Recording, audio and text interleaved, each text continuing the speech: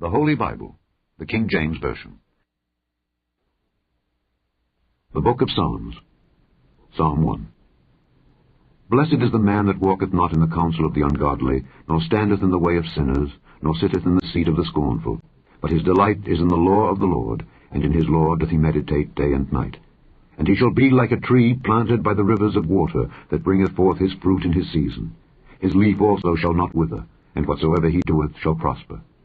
The ungodly are not so, but are like the chaff which the wind driveth away. Therefore the ungodly shall not stand in the judgment, nor sinners in the congregation of the righteous.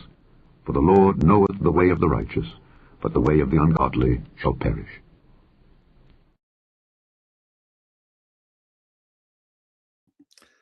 Hello. Welcome to Toronto Bible Study. I'm your host, Mike Sampat, and today we're going to talk about epistemology. That is the theory of knowledge. How do we know what we know?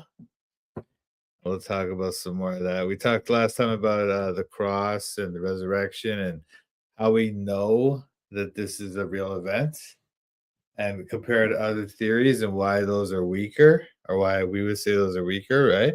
And we're using a systematic method here. We're not just pulling this biased way of determining these things, right? So I'm going to show you my method a little bit more today. Russ, how are you, sir? God bless you. Thanks for joining. Frank, hello. How are you, sir? Thanks for joining, brother. All right, let's take a look at this thing that I have here. Epistemology reset number 2. I guess it's a little bit not centered very well, but that's the idea. Deduction, induction, and abduction. And why we get tricked, okay? So we're going to talk about these things. Hang on. Sorry, my notes are all over the place here. As usual, my notes are confused. I'm always a little bit late, you guys. That's a problem. Okay, so slide 1 here. Right, so we're going to talk about how we reason deduction, induction, and abduction, and why people get tricked. So I'm doing this because I've overreached before, right? I've gone on a little bit of evidence. I've made I've overreached and made claims and conclusions that weren't really proven. And I treated this kind of reasoning, what we call abduction here, which is inference to the best explanation. I treated that as proven facts. So this is a series that's correcting that in public without losing our edge here, without losing our backbone, okay? But it's not a flat earth debate stream. This is a stream about methodology. And we're going to use one case study which is related to the flat earth because I have been discussing that with you. But we'll talk about some other things as well. If you don't like my conclusion later, just challenge the standards I'm using. Challenge my method, okay? Rather than challenging just my conclusions, because we could debate that all day, you know? But challenge the method, and maybe you have a better method, all right? So let's talk about that. Excuse me. So the standard we're using. So we're going to have these A, B, C confidence tiers. That is, A is like the secure baseline things that we agree, almost everyone agrees is true. For example, with the cross, with the resurrection, we were saying that almost all scholars agree that Jesus was a real person, that he died of crucifixion by Pontius Pilate, and that he was buried, etc. And that Paul converted after being opposed to Christianity. This is almost universally agreed on by scholars of the period. That's what we would consider to be the A tier. And B is strong evidence exists for these claims, but they're conditional. We're not sure 100%. We're not, none of them are we sure 100%, but for B, it's like strong evidence, but it's still kind of iffy. And then C is they're strongly contested claims. Okay, they cannot carry the whole case. So that's what we call our confidence tiers of evidence when we make these kind of inference to the best explanation type examples. Okay. Then we're gonna steelman rivals. That is, oh hi Lucas. That is TS. Okay, buddy. Hey, thanks. Thanks very much. Anyway, steelmanning rivals is about stating the other side's argument fairly and giving them a fair hearing, like not trying to weaken their argument and then attack that straw man. We're instead going to steel man, then we're going to give them a fair hearing, okay? And I mean, if we can state the other side fairly, then we're not ready to critique it. And what would change my mind is that we have to be able to name certain things that would disconfirm our theory. And if you don't have that, then you shouldn't speak with certainty about any theory. If you're not able to name certain possible things that would, if they happened or if the evidence was found, then that would disconfirm your theory or disprove your theory, then you shouldn't hold that theory with certainty. That's what we call falsifiability. A theory should be able to be falsified. Otherwise, it's basically a religion. Okay? So we're not going to be immune to disproof. There's always something, any theory that we hold to, it's possible to be disproven. All right, we're going to have that kind of discipline, or I'm going to have that kind of discipline. I hope you will as well. I don't want to treat pushback against my theories as proof of some kind of deception. That's a trap. So from now on, if I can state what would change my mind, I'm not going to claim certainty, okay? Now, the first category is deduction. Hey, FreeGrace, how are you, brother? Hey, Kington, how are you, bro? God bless. Thanks for joining, buddy. Okay, so I'm sorry, all my titles are on the other side. I don't know why. Anyway, deduction. So these are like the deductive, like the syllogisms, like that kind of reasoning. You can make inductive syllogisms as well, but just for generally, we have deduction. We think of those kind of arguments. So it's like if the premises are true and the logic is valid, then the conclusion must follow. That is, for example, if all men must die, premise 1, premise 2, Socrates is a man, then that means conclusion, Socrates must die. Okay, this is like if the premises are true, the conclusion must be true. Okay, that's deduction. All right. So this shines in areas like logic, math, theology as well, because there's certain things that we hold to as dogmatic truths in theology. So we can use those as premises in our arguments. And we can develop that kind of reasoning in theology, logic, math, etc. Not always in theology though, especially in biblical interpretation, right? Which is kind of another field as well, but we'll talk about that. This type of reasoning does not work well in real world disputes, all right? Because generally in real world discussions, the premises are not like surely given. They're not 100% known. And so there generally are discussions about real world things that are not purely deductive. They're either inductive or abductive, which we'll talk about, okay? So deduction is powerful, but it's only as good as the premises. And if your premises are wrong, then your whole thing is wrong. And also you have to be able to use the logic properly. Okay? But generally the big thing that we see here is hidden premises. People will make a syllogism, but there's a hidden kind of premise there that they don't tell you about, And that's where you have to look for, okay? But we'll talk about that.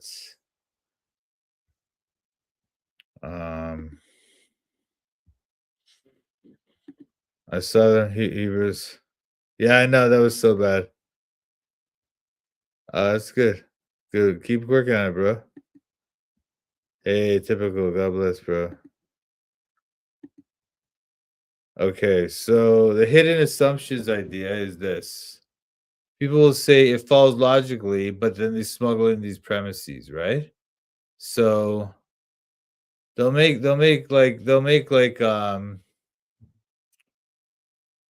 a syllogism, like I was telling you. All men must die. All men must die. Socrates is a man. Therefore, Socrates must die, right?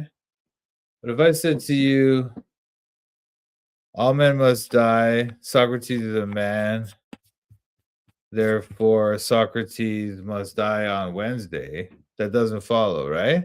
There's a hidden premise. There's a hidden premise that they're not telling you about, right?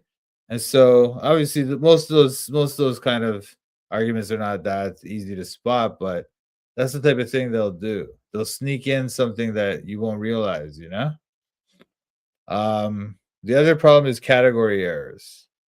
So my example here is demanding lab proof for history. So in history, like when we talk about the resurrection, we have these evidences. Okay, most scholars agree that Christ died on a cross, and that he was buried, and that Paul was converted. So that's high evidence.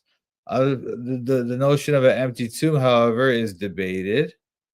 The notion that there was that the disciples all agreed that they saw Jesus, that's debated, right? So these things are kind of so there's this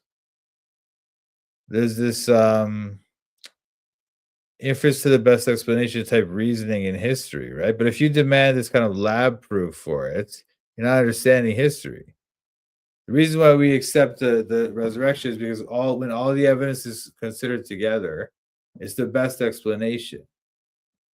It's not something we can test in a lab. It's not something we can observe, right? So it's a different kind of evidence.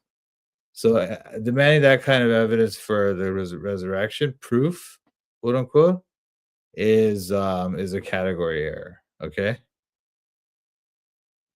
So with the Earth shape, for instance, if people say that we should be able to see the curve anytime, that's not really a proper understanding of the evidence, right? Because the world is so big that we wouldn't be able to see the curve.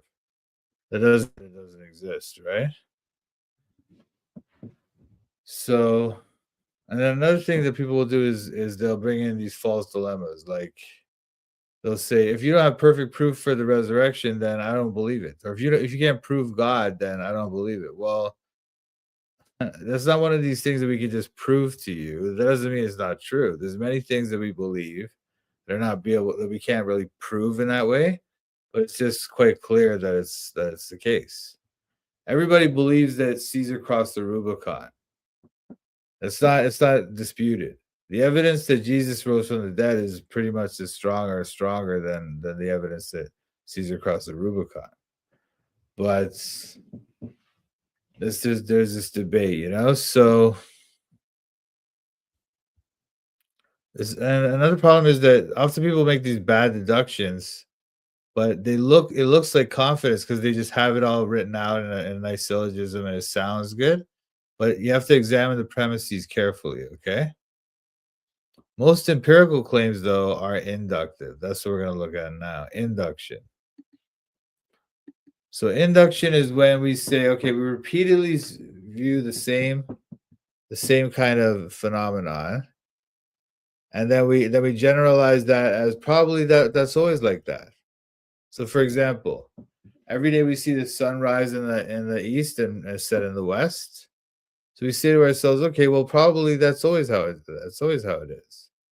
And that's why every day when we look for the sunrise, we look in the east, and we look for the sun to set, we look in the west. And it's because that's just the way it's always been. And so it's a good conclusion. It's a fairly good reasoning that that's how it's going to be tomorrow. But it's not clear. We don't know for sure what's going to happen tomorrow. what happened in the past doesn't prove what's going to happen in the future. Another example would be when we test like electricity going through a wire. When you send electricity through the wire, it makes a magnetic field. You can test that. Every time we do it, the same magnetic field happens. Stronger the electricity, the more magnetic field. So we have good reason to believe that this always happens. But if we ever ran this type of experiment and it didn't happen, we'd have to think, well, maybe our theory is not quite right. Maybe if it's too cold out, or sorry, too hot out, then you might get this resistance in the wire, and then it doesn't have electricity. It doesn't have a magnetic field. So you wouldn't just abandon the theory, but you'd have to adjust it, right? So that's how induction is not perfect evidence, perfect truth, producing logic like deduction, but it can be very strong. When you test the notion that every time electricity goes through a wire, you get a magnetic field. You test that again and again and again, hundreds, thousands, millions of times. You create technology with it. You create electromagnets. You create even the speakers in your headphones use that principle, right? So when you repeat this thing again and again, it's a very strong argument. However, it's never the level of like a theorem, like all triangles have three sides. It's never that level of truth. It's always like very, very strong, but it might be disproven in the future. We never know. Okay. So what strengthens induction is when you have a proper sample size. That is, if you tested with many tests, many times we've tested this notion of electromagnetism. We tested it so many times that we're sure that it works. Or if we test 100 people with a new medicine, that's strong. We test 1,000 people, that's stronger. If we still get the same result. Test 10,000 people, then now it's getting stronger and stronger, right? Also, the quality of your measurements, it makes a big difference here. How accurate was it? How precise are your measurements, right? And also the conditions that you're comparing these experiments. If you do an experiment on the new medicine for these people in Canada, but all the people are also extremely really fit and really in good shape, and you compare that to another test in some other country, well, all the people were in really bad shape. It may be that the bad shape is why the medicine didn't work as well, right? So you want to have comparable conditions, comparable samples. And that's the way to allow you to make sure your inductive test, your induction logic is working well, okay? So this is one where people will say, I saw it happen, and they assume that means it's established, it's proof, right? But there's some traps that can ruin your induction, and you want to be careful with those, okay? Hey, Sable, how are you, sir? God bless. Okay. Hey, how are you, brother? God bless, man. So the pitfalls of induction. Sometimes people will give you an anecdotal evidence. That is, they'll tell you a story. Like, I saw this happen, therefore that's how it works. But that's just one story. Like, we need a data set. We need a sample. We need a few, at least a few instances of this happening. Then we can say, okay, there's a pattern here. Maybe every time it always works that way. And then there's also a problem called selection bias or confirmation bias, where people will say, well, every time I think about this thing happening, it always works that way. Every time I turn on the news, I see the number 33, so that means that it's Freemasons. But I mean, I'm somebody who brings that up as well, right? And I'm not saying that's impossible. But we have to be careful that we don't fall into this trap of selection bias, okay?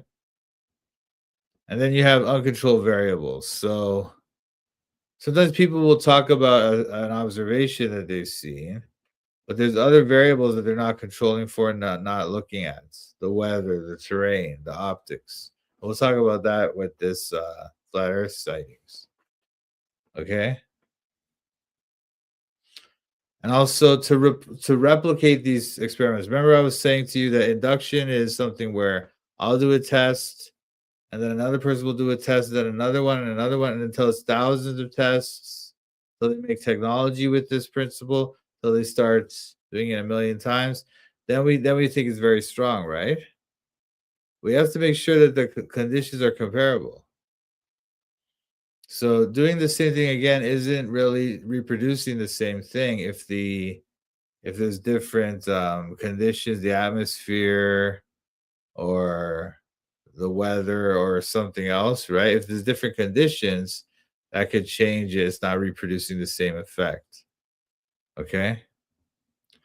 So if there's some kind of unmeasured variable in your experiments and that dominates the test, then your experiment can't really carry this kind of metaphysical certainty that some people think, okay? And that brings us to abduction, which is where most of this type of internet thinking kind of gets its certainty from. And I've fallen prey to this as well. So abduction is inference to the best explanation. So you look at the data, you look at the phenomenon, whatever it is, you try to explain it with a model, okay? So we looked at the data for the resurrection, and there's different ways to explain the data, okay? Maybe Jesus rose from the dead, that's our explanation. Maybe his disciples were hallucinating, and other people that saw him were hallucinating. It was just all a kind of group delusion. Okay, maybe they were lying. Maybe it was a trick to make money, right? So we compare these different models or theories about the incident and see which ones we rank the different explanations based on how well they explain the data. Okay, so it's not deduction like the first type. That's literal proof. And it's not induction where you're repeatedly testing the same idea again and again. Instead, this is like you're making a judgment based on different evidence that you have, and you're making it so there's like you're rating different explanations and their power to explain it. Okay. So an example would be if you had a wet umbrella. Let's say you're upstairs, you come downstairs, you see a wet umbrella in the hallway by the door. So you might say to yourself, well, okay, if it's a wet umbrella, it probably is raining outside. That's reasonable, right? But it's possible that you didn't know something. Maybe what you didn't know is that your kid, while you were sleeping, your kid went outside and was playing with the kid next door, and the kid next door was spraying him with the hose, and he pulled out the umbrella and he was shielding himself from the hose. And then when he came back inside, he put the umbrella down in the hall and he went and back to his room. You weren't aware of that. So you just came down, you saw a wet umbrella, and you assumed it was raining. It's a reasonable inference, but because you didn't have all the data, you made a wrong inference. That's all that happened there, right? And that can happen with this type of reasoning. All right. So a lot of times when we're thinking about things, we're not thinking carefully. We treat this kind of reasoning, abduction, as if it's like deduction. And the best explanation becomes, oh, therefore it's proven, And we do that. I do that on my side, and that's why I'm trying to get away from it now. Also, other people do that. For example, evolutionists will say that their theory is proven. It's proven. But no, it's just the best explanation of the data we have right now. We might come up with more data in the future, and that would change everything. Right? Just like the umbrella in the hall, right? So that's how this logic is useful. This way of using logic is useful it is reasonable to think that when you see a wet umbrella, that probably is raining outside, or at least it was. Right? That's a reasonable inference. But there's definitely potential to make big mistakes here. So we have to be careful. We have to be disciplined about it. We're not going to reject this type of reasoning. It's a good type of reasoning, but we're not also going to be disciplined about how we employ it. Okay? So that's why I was showing you last time. I showed you a grid of how we can use this type of reasoning. So you have the scope, the inference to the best explanation, right? So the scope is, how much does your theory explain? How much of the data does your theory explain? And most theories will explain much of it, or all of it, or sometimes there's little things missing, but they say, okay, it's the best thing we have still. So that's one aspect. Then you have explanatory power. This is like, how well does your theory explain the data? Okay. And then you have the idea of explanatory cost. That is, sometimes in order for your theory to work, you need to kind of patch little holes in it. And what they'll do is they'll just kind of come up with something like, oh, well, we don't know, but maybe this is what it is, you know? For example, when they say that, let me think of an example here. When they say that, when they say that evolution happened from a single common ancestor, right? All the species on Earth came from one common ancestor, right? They don't really have an explanation for how that common ancestor came to be, what they call abiogenesis, right? So what they do is they just say, well, we'll figure it out. Eventually, we don't know right now, but eventually we'll figure it out, you know? And so that's like an ad hoc kind of thing. Why should we figure it out? What if it's not possible to figure that out? What if that's just not possible at all? We've never observed it, right? So this is like a major weakness in evolution theory. And so they have to ad hoc patch it. If you have too many of those ad hoc patches, your theory becomes weak and it should be rejected, okay? And then you have fit, which is the coherence with other background constraints. So that is, for example,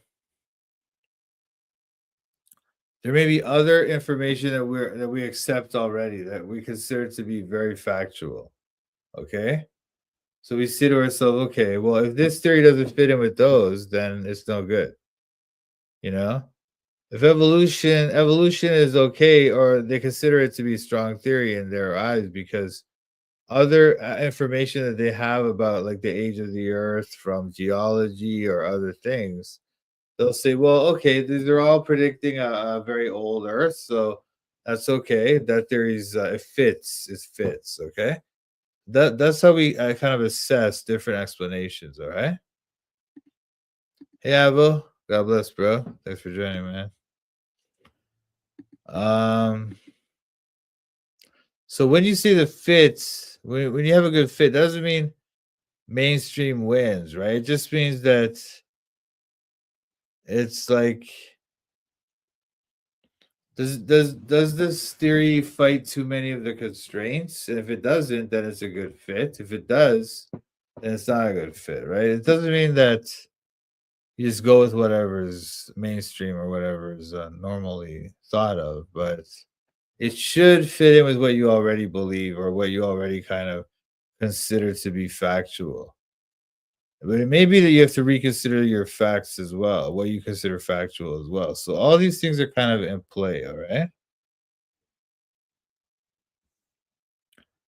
Now, before I go into this flat earth stuff, I wanted to say this, that we don't want to bundle our faith with these type of reasonings either, okay? So some people, they think like, okay, well, if flat earth doesn't work, then the Bible is false. Or if evolution is true. Well, even if, I mean, I wouldn't even say evolution is true. I wouldn't even go there, right? But I'm just saying, people think like if this theory falls apart, this other theory I have, then the Bible will fall apart. But that's not true. The Bible is the one that we consider to be true. Like that's just true, you know? And I'm not here to make you doubt the Bible at all, okay? I'm here to make you doubt bad arguments. And arguments that I used to kind of teach you guys or push or whatever, and now I'm trying to say, well, they're not as strong as I thought, and I'm rethinking them, okay? Because a lot of people bundle their faith in God into a whole package of theories, but that's not good. Your faith in God should be the strength. That's the one thing that you stand on. And the other theories come in later, right? So level 1 is Christ, the gospel, the resurrection, and also like scripture itself, the Bible as the true word of God. Those are your foundational truths. Those are things that you should believe no matter what, you know? At least, I mean, I'm not saying no matter what, but there's very strong evidence for these, so that's why we believe them, right? As we go on now, there's other things that may be a little bit weaker. So, for example, the clear central teachings of Scripture, such as creation, fall, redemption, and other core doctrines, those are also very strong. But we may reconsider them, or we'll have a debate about them. Yeah, we don't debate the notion that Jesus rose from the dead. That's not debatable for Christians, right? That's just, we call that the dogma of the faith, right? It's just a given. We might debate something like the Trinity. I'm not saying that I would ever doubt the Trinity, but it's like we'll have the discussion, you know. I won't even have the discussion. If somebody wants to try to debate me that Jesus never rose from the dead, then you're just not even. I mean, if someone's like if a non-believer wants to debate it, well, then we can have the discussion, right? But I'm not gonna have this. I'm not gonna entertain this kind of discussion with a Christian or what have you, right? Similarly, the Trinity or the creation accounts, etc. We can have some discussion about it, you know. And then also, when it comes to the creation story, there's other things within that story that are debatable as well. So that's level 3. So, for example, the details of the story, like the timelines, how long did it all take? What were the mechanisms? How did God actually create it? How did the flood happen? Did the flood happen because of rain? Was it rain only, or was it this fountains of the deep? What are the fountains of the deep? Are the fountains of the deep, are they like underwater geysers? Are they something else? You know, that's debatable, right? So that's level 3. And then level 4 is what I would call the speculative claims of science, such as evolution theory, old Earth, and these type of things. I would consider them to be very speculative. Okay, so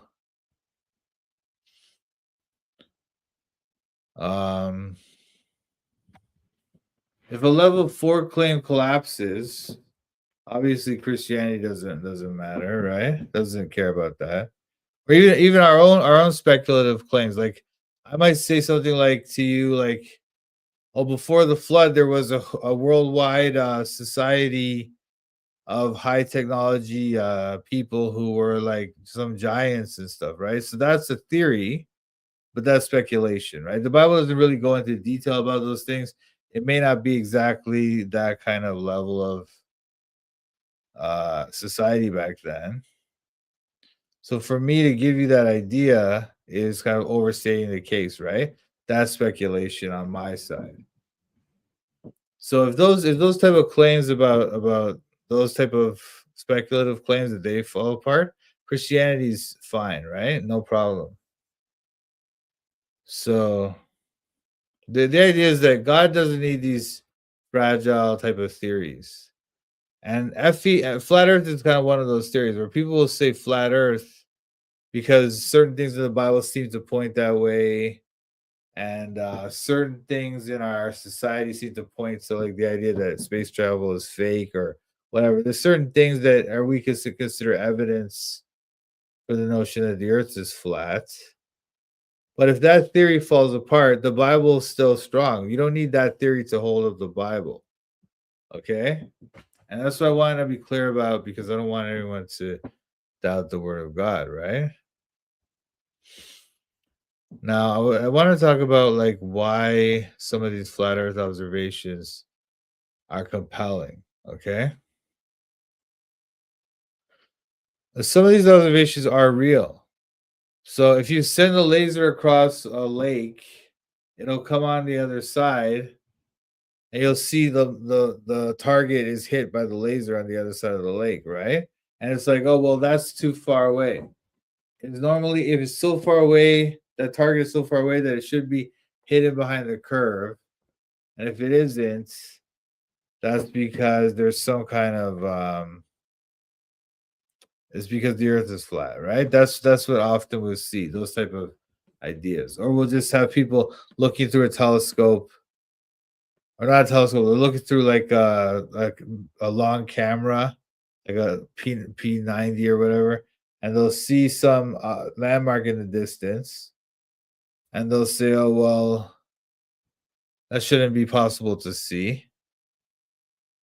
So when you see those things, you can feel like it's decisive, like, wow, that thing's too far away. It should be hidden behind the curve. So if we can see it, then that means the earth can't be flat, right? And so, and also we've never seen the curve. You can't see the curve. Even in an airplane, you can't see it. So it's like, well, where's the curve? So if there's no curve, we can't see the curve. That's hard to square with the round earth. So I do sympathize with that, and I of course kind of believed all those type of arguments before, right? But the other problem is that a lot of the people, when the globe people, when they want to debunk flat earthers, their debunking is very arrogant at times and also very lazy. So they present evidences that we're like, well, no, that doesn't prove it at all, right? So that people are just like, well, that starts to push people away from globe Earth, because they're being arrogant, they're being insulting. If you're just questioning it, they treat you like you're like stupid or something, right? And so that will push people away. And most of these videos, if you look at these videos online about proving the supposed round Earth, they present things which do kind of lean that way, but they easily could prove something else as well. There's no reason to think, for example, that Eratosthenes' experiment, that the only explanation for it is around Earth. There could be if it was the local sun, it would produce a similar effect. So that's the type of thing that turns people off, right? So before we think about these things, we want to classify the claim. Classify the claim, okay? So this is a table here. You can say, okay, I saw X, and then you make the inference, therefore the earth is flat. Well, there could be other probable things. I looked across the lake, I saw, this landmark there that should be hidden behind the curve of the earth, but I can see it. Therefore the earth is flat, right? That's a too quick of an inference. There can be things like atmospheric refraction. There can be things like the elevation of what altitude are you above sea level, and the terrain, and the perspective, and all these things can change actually what you're looking at, right? So all that has to be carefully determined before you can make a claim like, oh, the earth is flat. I saw this, therefore the earth is flat, right?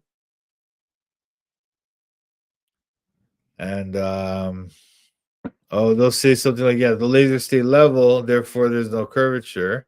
But there is a possibility that the laser was bent by the atmosphere as well. Especially over water. You can see this effect. This effect has been studied by scientists, okay?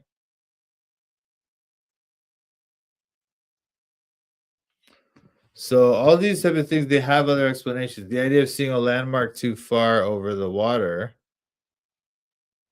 it could be other things like inversions based on the light, right? So that's just the atmosphere doing all the work. So that means it's not a test of the geometry of the earth. It's more a test of like atmospheric gradients, the weather, basically, right? So let's look at this more disciplined in a more disciplined way, okay? So with the laser test for the ABC of the claims, your secure claim would be that, okay, long distance results, from a long distance, you can see this object, and this that is a secure fact of the matter. No one can deny that, okay? When you look over the water, you can generally or very often see this landmark or what have you, okay? Or with the laser, you can send the laser and it will see, it will hit the target, okay? But sometimes there's variability in these results. And sometimes they actually exceed the straight line expectations that you expect. So the fact that there's this variability in the results shows that it's not necessarily always about the shape of the earth. It's sometimes about the condition of the atmosphere and the gradients, the atmospheric gradients, and these type of things. Okay, that can affect your results in these experiments. Okay, so we'll talk about tier C in a minute, but let me just move on to B. So B here is that these are the more strong conditional claims. Okay, they're strong claims still, but they're conditional. So near surface over the water, you have a very strong gradients of refraction. All right. And so because of that, many lake laser tests, they don't really isolate the geometry of the earth because they don't measure the atmosphere. They don't actually carefully check the altitude of both the sender and the targets. And they don't check all those factors very carefully as you should, right? So that's not me coping. That's just like, if you're going to run the experiment, you have to do this. You have to check all those variables very carefully, the altitude especially, and also the atmosphere. If you don't check those things, then you're not doing an experiment. You're just trying to show something on the internet that says and say pretend that means that proves a flat Earth, okay?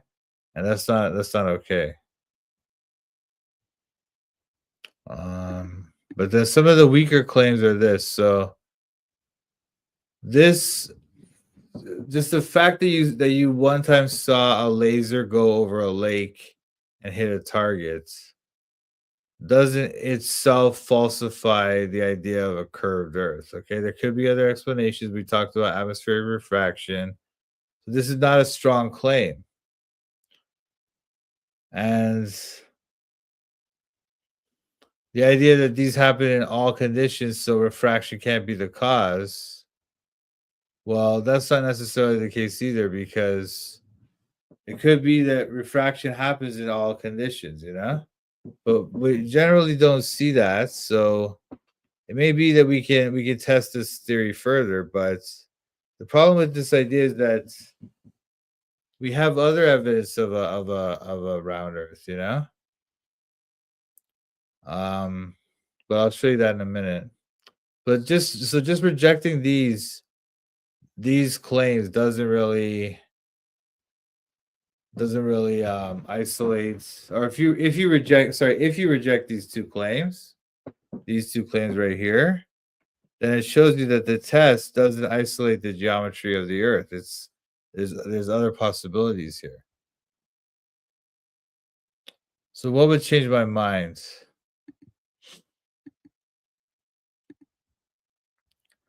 Now, if they actually did these tests, when you see these people do these tests online and the internet, on YouTube and stuff, where they're testing to look at a landmark in the distance, or they're shining the laser, right? If they actually check the altitude that they're at and of the targets carefully, checked it carefully, right? And they measured the distance very carefully and the terrain and the water level, and they checked all those things, okay, then that would be a good reason to say they're taking the test seriously. They should also do repeated runs across many days. In fact, they should do it in different weather conditions. So you try it on a sunny day, on a cloudy day, try it on a winter day, on a summer day. Try it in these different conditions. If it repeatedly results in the same thing, then we can say, okay, this is a strong result. Because then you're controlling for the atmospheric conditions. No matter what the atmosphere is doing, you still get the same results. But nobody does that. Nobody does that. When they do these things, they'll do one test and then they'll just go home. They'll pack it up. And maybe it's because they don't have the resources, but maybe it's because they don't care to do a proper test. They just want to kind of have this thing they can put online. Okay. And then meteorological profiling. So what you would want to do is you can check the meteorological surveys on different heights, the temperatures of the atmosphere at different heights, and etc. Also turbulence and these type of things. And so those type of things should be all measured and should be all recorded if you're in your data, if you're going to do this kind of test, okay? And also there should be pre-registered predictions for both models. If the earth is round, this is what we'll see. If the earth is flat, then this is what we'll see. And once again, test it over multiple days. And your predictions should be this on whatever days, okay? Depending on, and also it's all your models, your predictions here should take account of all these different heights, distance, and the weather, all that. This is how science is done. This is how proper experiments are done, right? So, and also they should have disconfirmers stated in advance. That is, what would sorry. Also, you would want to check the predictions for temperature, humidity, and pressure as well. You want to check that at different levels in the atmosphere, okay? So, and also you would want to have disconfirmers stated in advance. That is, what would cause you to disbelieve your theory? What would disprove your hypothesis? And you should know those things. If you see those things, then that disproves it. Okay, fine. Then we know that we have some kind of proper test here. All right. So that would force both sides to show their work, and it prevents cherry picking, right? And it turns the debate into a real test. Now, the thing is, on the side of the round earthers, there are many tests of this type of thing where you have, where they're testing the atmospheric refraction over bodies of water, etc., and the difference in the horizon and this type of thing, right? They've already tested this numerous times. I'm gonna have a handout later. I'll put it in the description. But this is certainly something that peer-reviewed scientists have done, whereas the flat Earth community has not done this. Okay, so that is a major problem for those type of theories about this. Okay. I guess I should tell you. I guess I should talk about. I forgot to put a slide for this, but I did want to talk about why I changed my mind too. I talked to you about Southern Hemisphere navigation, right? Because the thing is, okay, there's problems with both of these theories, right? And what people on both sides tend to do is they hand wave the problems. For example, in the round Earth community, they often, I still believe the Earth is round, but even if you think like their theories about the cosmos are often very hand wavy. They'll talk to you about how there's dark matter and all this stuff, right? It's very like, well, what are you talking about? Dark matter? You can't see it, you can't test it. It's very ad hoc. It's one of those ad hoc patches, right? That they add on. So that makes their theory weak, right? And then on the flat Earth side, they have there's also hand waving there. So one of the big things was southern hemisphere navigation. That is, why is it if the Earth is flat and like the North Pole's in the middle and the South Pole is just going around the outside, right? If that's the shape of the Earth, well, then that would mean that when you're taking a boat from like Africa to South America or something, that should take like way longer, right? Because they'd be way further apart. And also, how do they navigate those type of regions of the world? By looking at the stars and using a sextant. They use this thing called a sextant where they measure the angle from the horizon to the star, and then they use that, and then based on these charts are based on a spherical Earth, right? They use these charts to kind of determine their position and navigate that way, right? They've been doing that for hundreds of years. So that's long before, NASA or anything like that, right? So if they could do that with those devices, that's extremely strong reason to believe the Earth is round. That's tested all the time, every day, basically, for hundreds of years. So, and like I say, for flat earthers, what we used to do is we would just hand wave that. We'd say, well, we don't know the map of the Earth yet. There might be some map that we haven't figured it out yet, but there's a map out there that we can kind of develop that would solve that problem. And so that's how we would hand wave it. But now in the age of AI, you can kind of calculate a lot of that stuff. And you're not going to be able to come up with this map. So the problem is very difficult to overcome. So that's why I have to now kind of say that I can't hand wave this anymore. Right? So that's why I changed my mind, just so you're aware. And with these tests, like these laser tests the shoreline or seeing the object in the landmark in the distance, right? This is often it's like optics, right? So it might be the atmosphere, it might be the weather, it might be different things that are affecting it. The atmosphere acts like a kind of a lens and it bends the light. So the mere fact that we can see objects far away doesn't prove that the Earth is round or that the Earth is flat. Okay, so that's why I changed my mind. I'm not saying that the sextant or any of these things proves the globe, but when you add things like the sextant and global navigation already that has occurred, and people just even driving, when you drive from like South America in the southern hemisphere, if you just drive from one location to another, if it was the way that the flat earthers claim, that wouldn't be possible, so when you add up all these evidences, it's very difficult to explain this stuff away. So although we can't observe the round Earth, and I don't think we have, I don't believe in outer space. I still don't believe in space travel and stuff, and I will talk about that in another show. But I'm just saying that round Earth, at this point in my life, it seems to be very strong. I cannot overcome this theory, okay? So I'm retracting that view of flat Earth, okay? Now, what would change my mind?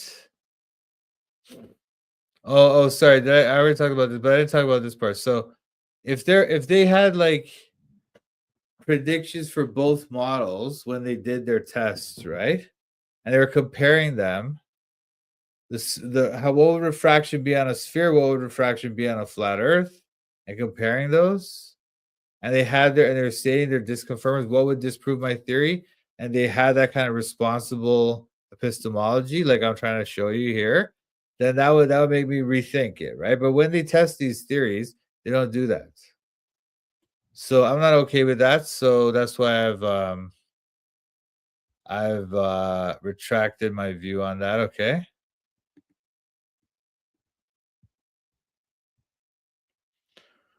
Mike, don't you kind of think Adam and Eve are Newton? No. we talk about the apple. I mean, Adam and Eve didn't really have an apple, you know. It's just the fruit of the knowledge of good and evil, right? But anyway, we'll talk about that a little bit later. But what can we see responsibly, okay? So some anomalies do appear in these theories, okay? And we need to analyze them honestly and not just accept things. That's why I'm telling you, I still don't believe in space travel. You know, there's just too many anomalies with this. I'm just not going to accept their claims. Their claims are not that well evidenced. Okay, now maybe I'll change my mind in the future on that. I don't know. At this time, though, I don't buy it. Okay.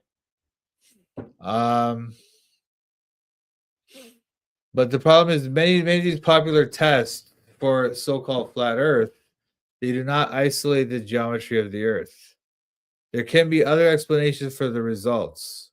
When you look at it, when you look at an object in the distance, there's other reasons why you might see that. It's not always just all about the shape of the Earth. Okay.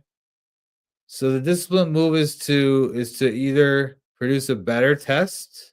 If they did a really proper experiment showing those things, then I might reconsider. Okay, but at this time, they have not done that, so I'm not going to reconsider at this time. So my epistemology now is that I'm not going to trust people naively just because they tell me some story. Of course, right? We're well aware that we don't do that. We're also not going to arrive at these paranoid theories and jump to conclusions. And I apologize if I let any of you into those kind of ways of thinking, but I also don't want you to continue on that path, okay? So we're not going to go by vibes. We're going to go by a disciplined epistemology. That's my choice. And like I say, if you disagree with me, well, you can disagree with me. That's totally fine, right? But let's talk about the standards of evidence I've given you here, and talk about why you disagree. Tell me why I should believe your explanation and not. You know, if you agree with me, well, good. But also, don't disagree with me because you like me. Agree with me because you've thought about these standards of evidence and it makes sense to you. And you might see me making some other theory or explaining some other thing where I don't use these standards of evidence properly. And then you can say, well, let's rethink this, Mike. Let's talk about this some more. Okay? I'm not switching sides. Okay? My side, I'm still on the same side of Jesus Christ. I'm against the devil. And I'm well aware that we live in a world of deception. So I'm still on the same side. But I am changing my standards, and I'm improving my standards so that we have a better standard of thinking, a better standard of reasoning here. Okay? I'm going to keep a high view of Scripture. Scripture is number one true 100%. I hold that to be the truth. Okay, but institutions that are developed by human beings are certainly subject to deceptive practices and just corruption. So we're going to be careful with how we accept their claims, okay? So the next episode, we're going to talk about science versus scientism. That is the method versus the metaphysics. Because science is a method, scientism, or the notion that whatever we learn from science is correct and should be trusted, that's a metaphysical claim. And that's very different than what the scientific method allows. Okay, so we're going to talk about that next time. And for now, that's it. That's it for the epistemology reset program. But now we're going to just hang out, or if you guys want, I'm just here to answer questions or whatever. And let's hang out and discuss. Okay, so what do we got? A pull. I see. Interesting. Thus, exposing Maastricht is An interesting fellow. I can say I'm now leaning more into round earth, but that doesn't mean it just proves the Bible. It has nothing to do with it. Exactly, not exactly. The Bible doesn't really go one way or another on round earth, or flat earth for that matter. The thing is, when they say stuff like, oh, the sun is rising or the sun is setting in the Bible, right? It's just like when we say that,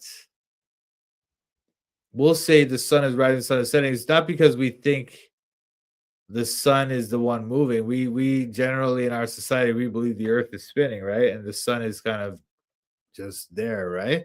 But it's what they call phenomenological language. We're describing the phenomena, what we see, what we sense. We're describing that, right? So that's what the Bible does.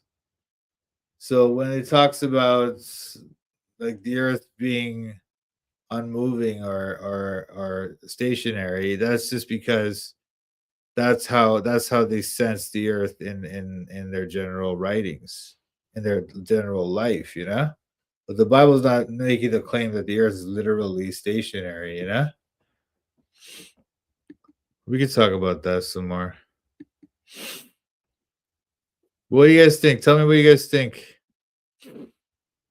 Or it's okay, you don't have to. But I'm glad you're thinking about it, typical. You don't have to agree with me, but it's good that you're thinking about it.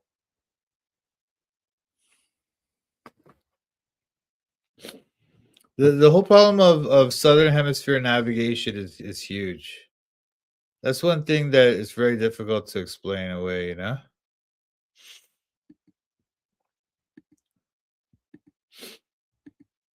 if you guys want, I wanted to talk to you guys about another thing too. If you guys know this text in or that's the presentation on epistemology. Okay, that's over now. All right, yeah, we'll talk about it some more. You can ask me anything, and we can talk about it some more. Okay. And I'm gonna put a handout later on. I'm not done. I'm gonna put a handout later on that will give you some resources you can look into further to learn more about these subjects. That'll be in the description of this video. But for now, if you guys don't have any questions, I did want to talk to you about this other scriptural issue. Let me just remove this thing.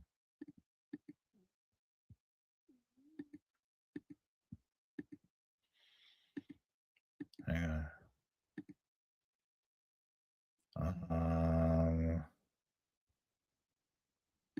Where is it? Sorry. Okay.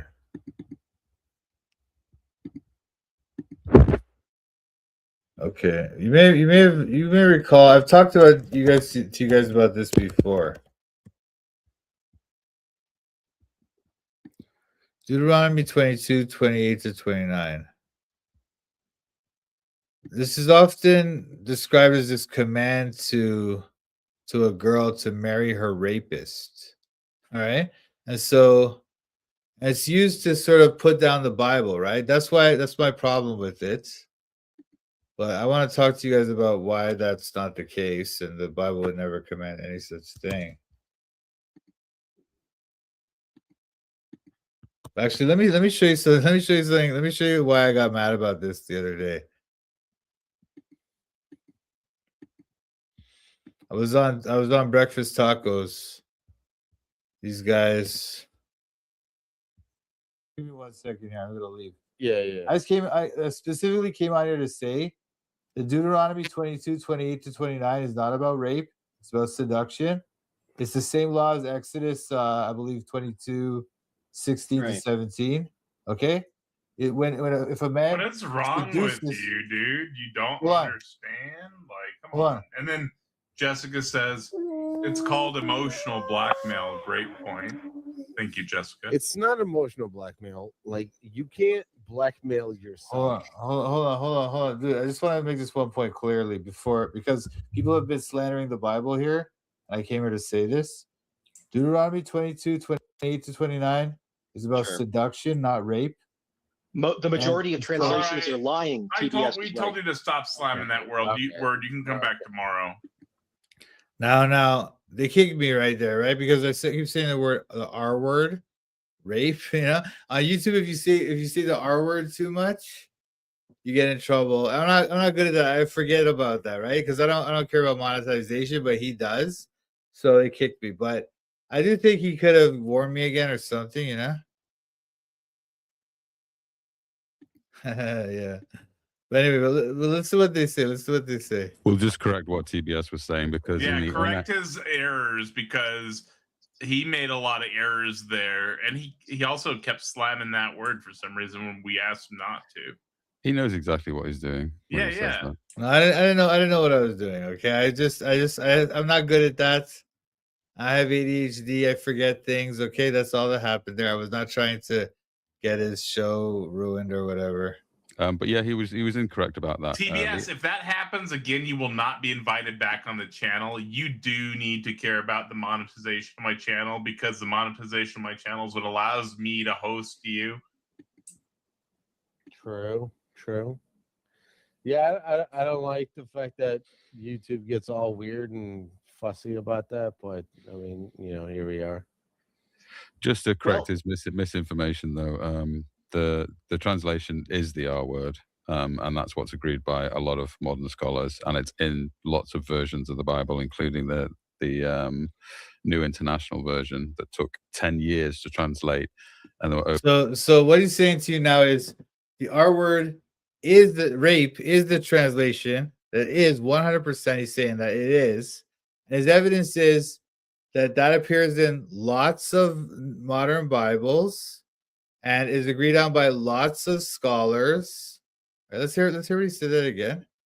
That's his evidence. By a lot of modern scholars. The translation is the R word, and that's what's agreed by a lot of modern scholars, and it's in lots of versions of the Bible, including the It's agreed on by lots of scholars, and it's in lots of versions of the Bible.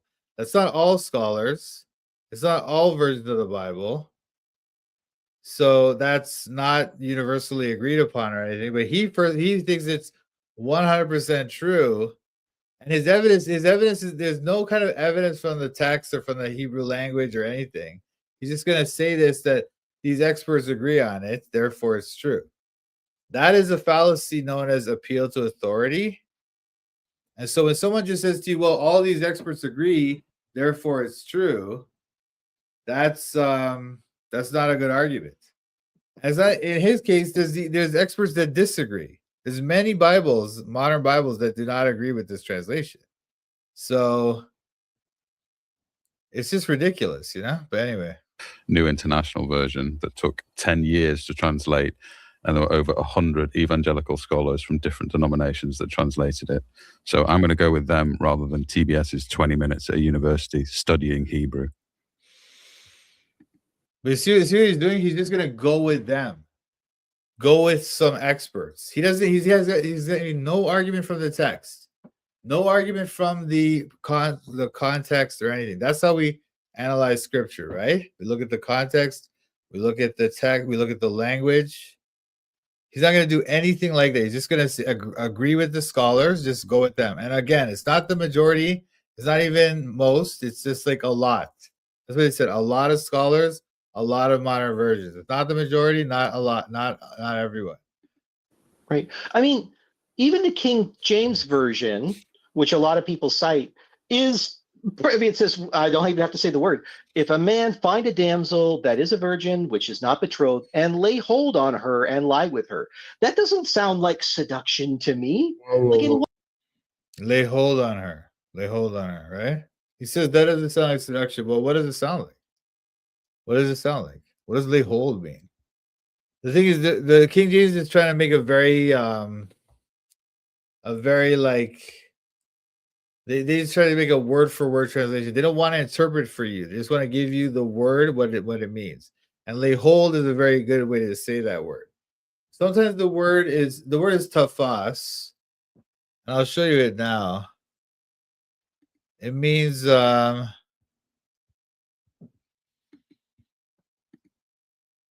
word is tafas. It means like Wait. Why don't I just read this whole passage to you first? So we'll talk about the passage, okay? So there's a few other verses here that are significant. Excuse me. Let me see. Let me read from 23 here. If a damsel that is a virgin be betrothed unto an husband, and a man find her in the city and lie with her, then he shall bring them both out unto the gate of that city, and he shall stone them with stones that they die. The damsel because she cried not, being in the city, and the man because he hath humbled his neighbor's wife. So shalt thou put away evil from among you. But if a man find a betrothed damsel in the field, and the man force her, and lie with her, then the man only that lay with her shall die. But unto the damsel thou shalt do nothing. There is in the damsel no sin worthy of death. For as when a man riseth against his neighbor and slayeth him, even so is this matter.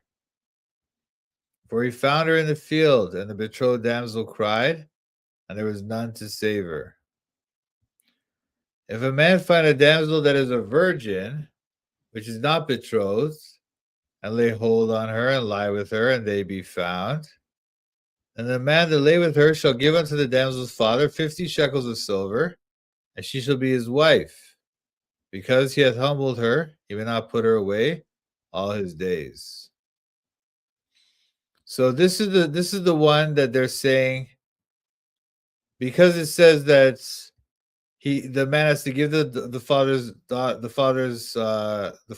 damsel's father 50 shekels and then marry her forever. Their argument is that, that it's rape. But it's like, this is very difficult to prove from the text. And the context doesn't support this idea. But let's talk about this. You cannot handle this verse 28 without handling the other case laws that are surrounding it. All right? But let's see it. So the opposing view, when they look at this one, if a man find a betrothed damsel in the field, and the man force her and lie with her, and the man only that lay with her shall die, right? So they say this is rape of a betrothed woman. That is, she's already engaged to a man, right? So the man dies because she's legally somebody's wife in a sense. She's not really married, but she's basically legally married. Okay? Whereas if the woman is not betrothed, as in this case, the damsel is a virgin, right? Which is not betrothed, right? That means that she's not legally anybody's wife. So the penalty is different because the father's household rights are in view here, rather than adultery against the husband. So that's why they say there's a shift in punishment, because all they want to do is take care of the father's property rights over his daughter. And that's why all he has to do is pay the 50 shekels and marry her, and then it's taken care of. So it sounds like that explains the difference, right? But it actually doesn't fit the details carefully if you look at it carefully. That's why you always have to look at these things very carefully, okay? Now, the real distinction in Deuteronomy 22 is that it's not just betrothed versus unbetrothed. It's violent assault versus basically sexual intercourse that was consensual but illicit, like not permitted. Obviously, women in ancient Israel were not allowed to have sex, or no one was allowed to have sex outside of marriage, women or men, right? So if they did have sex, that was a major problem. So that's the difference here. One is a violent assault in 25. It says that he forced her, the man forced her, right? Whereas in 28, you don't have any of that language like forcing, okay? Let's look at this again. First, the man forced her and lie with her. That's the first thing. And look, it talks about how the damsel cried, the betrothed damsel cried, right? That's also important. And also, there was none to save her. See? So that's why you can see, and look how they compare it to, it's that this is for as when a man riseth against his neighbor and slayeth him, even so is this matter. See how they're comparing what they're comparing to this event here in this verse. So, and also this receives a death penalty. The man only that lay with her shall die. So the man dies for doing this. He forced himself on this woman. He dies. All right. There's no like, it's not like a joke. Now, when you see in this language here, it's not, they don't say force her, they say lay hold on her. Why don't they say force her? Why did they use force her in this one? In this one, they say force her, but here they say lay hold on her. Right? Oh.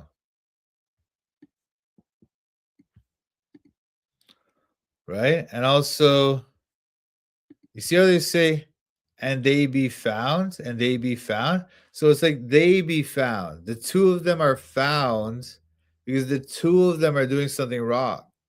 The two of them are both, they both know they shouldn't have sex, but they're having sex. That's why they be found. It's not a matter of, oh, he be found or he forced her. It's not using that kind of language. It's a different kind of scenario here. Okay? And also the 50 shekels thing. Why would they say 50 shekels to pay 50 shekels? The other case is like death penalty.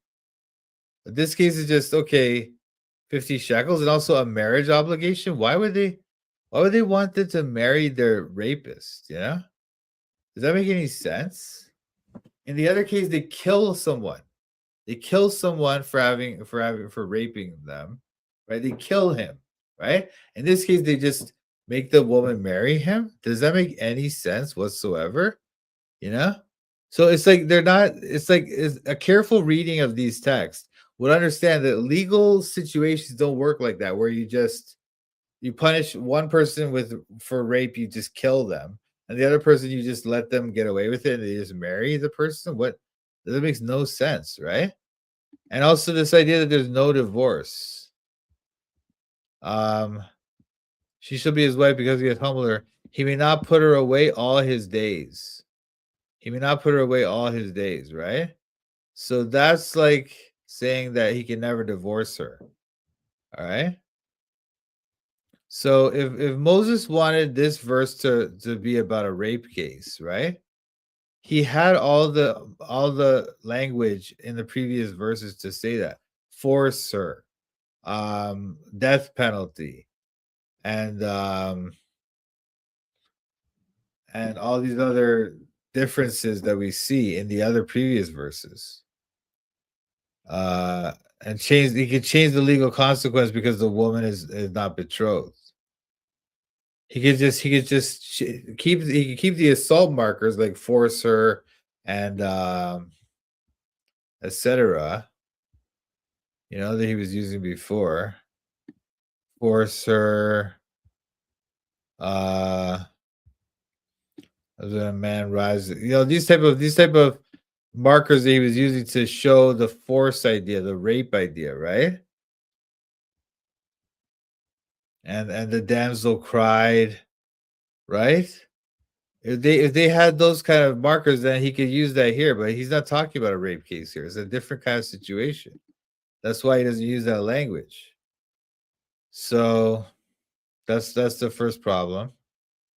Or that's one of the major problems. Or that's like, you could call that like argument one, that the immediate context distinguishes these two scenarios. These are not the same kind of scenario. They're very different, obviously, from the language, okay?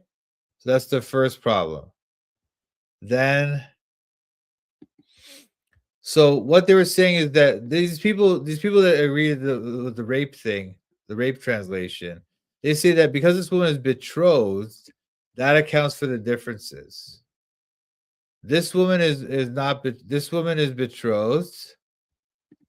This woman here is betrothed, okay? And this woman is not betrothed. So they say that accounts for the differences. And it's true, like, yes, betrothal does matter. It is basically like they're married. And a betrothed virgin, if a virgin is betrothed to a man, it's basically like they're married, okay? But the problem is this, that betrothal alone doesn't explain the text, the way the text changes the categories completely. If they both describe the same violent acts, why does this one say force her? You know? Force her. And this one says lay hold on her. Why do they use different verbs here? Right? And why does this one talk about how she cried? Right? The other one doesn't talk anything about it. It says they be found, right? And then also the fact that this one has a payment. This one the guy just pays 50 shekels. And the other one, he gets stoned to death. This is not the same scenario at all. They're not the same scenario. It's ridiculous to even suggest this, you know? So betrothal can explain some differences in the penalty. The fact that the betrothed people have a different penalty, it might explain some differences, but it doesn't explain the total change. The whole legal framing of these two scenarios is totally different, okay? And also, and the they be found thing is huge, okay? This is big because the issue here in this one, the issue is like there's a violent attack. The man forced her. He found her in a field. He forced her and lie with her. And then he has to die, right? Like, and also it talks about how unto the damsel thou shalt do nothing. There is in the damsel no sin worthy of death. So they're mentioning the fact that she's innocent here. This is an important aspect of this scenario in 25 to 27 is the fact that she is innocent. She has done nothing worthy of death, whereas the man has, right? But there's nothing about that in 28 and 29. And also this fact that there was none to save her, right? There's no discussion of saving her in 28 and 29 because that's a different scenario, you know? And also, so in this one, you see that they be found. That's huge. Okay, they're doing something wrong, both of them. Not he be found, but they be found, right?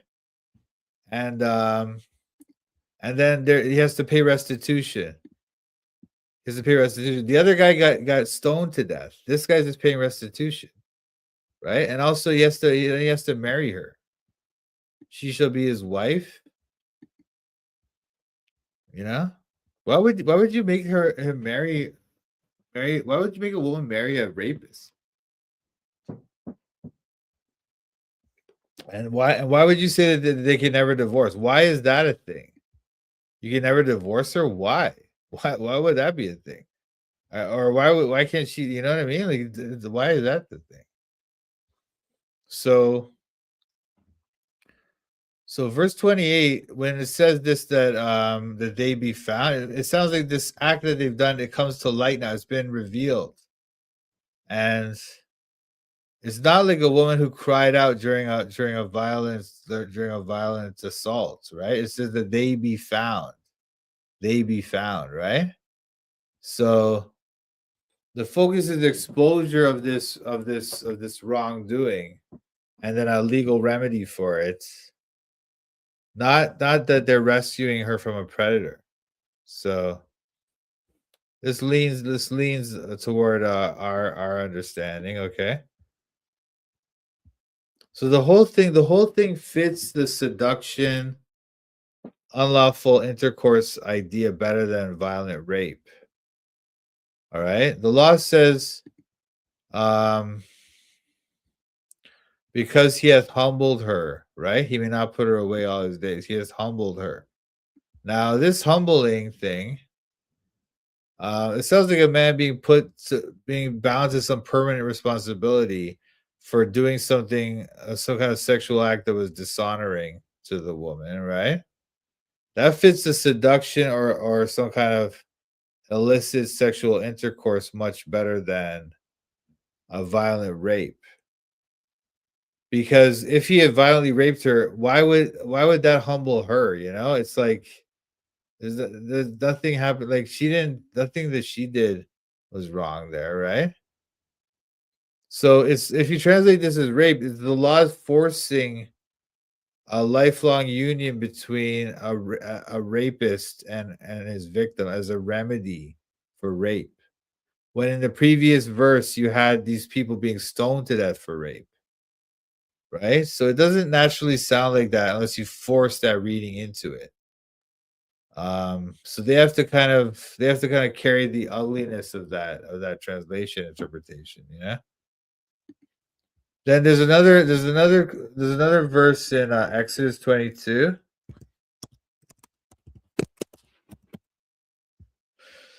This is a different law. It's not the exact same law, but it's analogous. Okay, let's put it that way. If a man entice a maid that is not betrothed and lie with her, he shall surely endow her to be his wife. If her father utterly refuse to give her unto him, he shall pay money according to the dowry of virgins. So even if the father doesn't want them to marry, he still has to pay the dowry. Okay? And when it says he shall surely endow her to be his wife, that's pay the dowry. So in either scenario, he has to pay the dowry, whether he takes her to be his wife or not, right? That's the idea. The father might say, no. You seduced my wife. Entice here is seduction. This is no doubt seduction. This is nothing to do with rape, okay? But if he did do this, if you seduced a virgin and she's not betrothed, then you must marry her and pay the dowry. If the father refuses, then okay, you still have to pay the dowry. It doesn't matter. You can't just get out of this, okay? So now people will say, well, these are different laws. Fine, that's true. They're not word for word identical laws, but that's not the point, right? The point is that there's this legal category for unlawful intercourse with an unbetrothed virgin that results in a bride price being paid and marriage is in view. So we can see this principle is in effect in the law. These may not be the same law, but that principle is in effect. When you have a virgin that's having some kind of illicit sex and they're found out, then that means that they have to pay the dowry and get married. All right, so there's the parallels are unbetrothed virgin, intercourse, payment to the father, marriage is in view, and also the father's kind of authority is involved in all this. Okay, so Deuteronomy. So what this shows in Deuteronomy 28 to 29, the other one that we're talking about tonight, it certainly does not have to be read as rape. It could certainly be read as seduction, and that would fit with other legal evidence, legal data that we have in the law of Moses. Okay, it already fits the category. There's no reason to go to this rape conclusion. It's not necessary. Okay.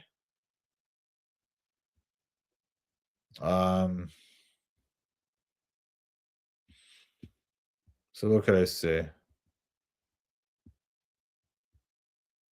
Oh, by the way, the fact that the father can do this in Exodus, if her father utterly refuses her to give her unto him, she'll pay money according. So the father can just refuse it. He can just say, no. You seduced my daughter. I don't like you. I don't trust you. I don't want you to be my son-in-law. I'll take care of her. But give me the 50 shekels so I can have that money to take care of her. Okay? So that shows that if Deuteronomy 28 to 29 was rape, right? Then and so if there's a seduction and the father can block the marriage, but if there's a rape, he can't. He has to marry her off. Does that make any sense? That's weird. That's just completely unbalanced. It makes the law like ridiculous, right?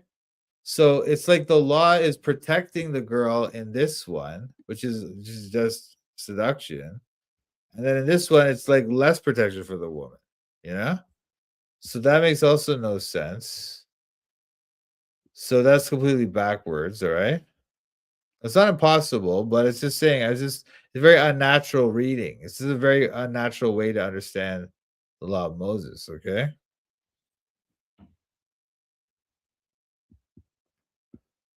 And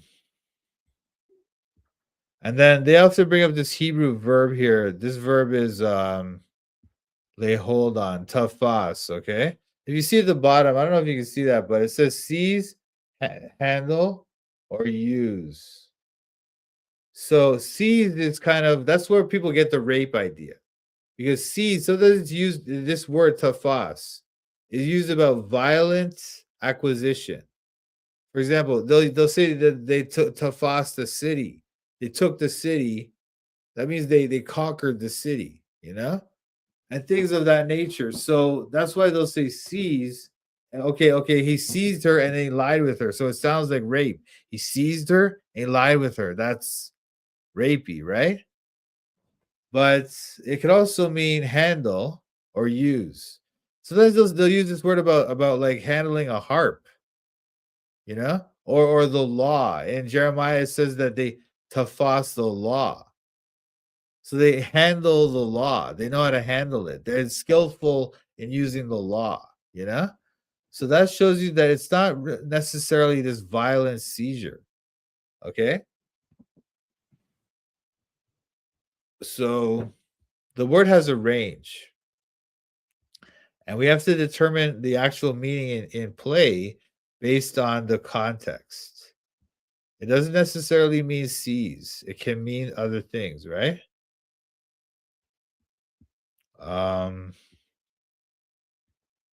So you don't want to just grab one definition of a word and just stick it into this context if it doesn't fit, right? That's important to your exegesis. Even if the verb can be sometimes used forceful use, right? It doesn't prove that verse 28 here is that same violent crime. The immediate context controls the legal meaning. And then this other thing is he hath humbled her, because he hath humbled her, right? Ana. So using this verb, this point also needs some precision here, because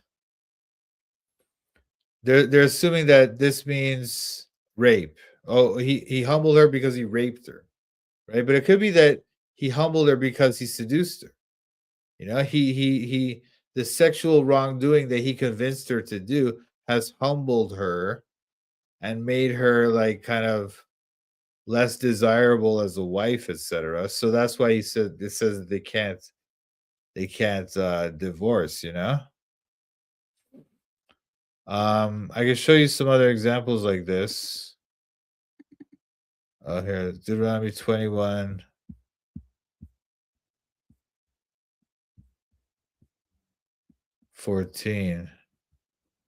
Deuteronomy 21:14. It shall be, if thou have no delight in her, then thou shalt let her go whither she will. But thou shalt not sell her at all for money. Thou shalt not make merchandise of her, because thou hast humbled her. Okay? Now this case is a case where they're married. This is a woman who was taken as a slave in a battle. All right? When they would conquer a city or whatever and take some women there as slaves, and one of the Hebrew soldiers wanted to marry one of the women, then there was laws for that, right? They had to like let her have a mourning period for her family. They had to shave her head. They had to like let her, then they would get married, and then he can't divorce her, or if he divorced her, he can't sell her. He has to just let her go free, right? So this shows that humble her here is not anything to do with rape. It's just because he married her, right? So there's uses of this word humble that are not related to rape necessarily. Now there are uses of this word humble, ana, which are related to rape. So I'm not going to say it's never that, but it's not always that. So that word's not some decisive clue or anything, okay? But when scripture wants to make the force idea explicit, it can do that by just simply stating that he was forced, as they did here. The man forced her, right? That's like they can do that. They know how to do that. They don't have to go into these weird other words. So, and then the idea that all the Bibles say this, that's not the case. There's other Bibles that do not say rape. The NIV says rape. It literally says, instead of saying lay hold on her and lie with her, these are two verbs, right? This is tafas and this is shakav, okay? So there's two verbs here. In some translations like the NIV, they take those two verbs and they make it into one verb, rape. But other translations will say no, they'll preserve the two verbs. That's huge. That's huge, right? To take two different verbs and just combine them into one is wild. Okay, so some translations will say seize her, as we were saying. Sometimes this word means seize. This is seize her and lie with her. So that also sounds like rape, kind of, but at least you got the two verbs there. But like I say, it doesn't have to mean seize. It can mean just lay hold on, or hold, or pick up, or use, or handle. That's sometimes used that way. Okay. So the different uses of that word doesn't mean that. It does not everyone, it's not always rape, you know?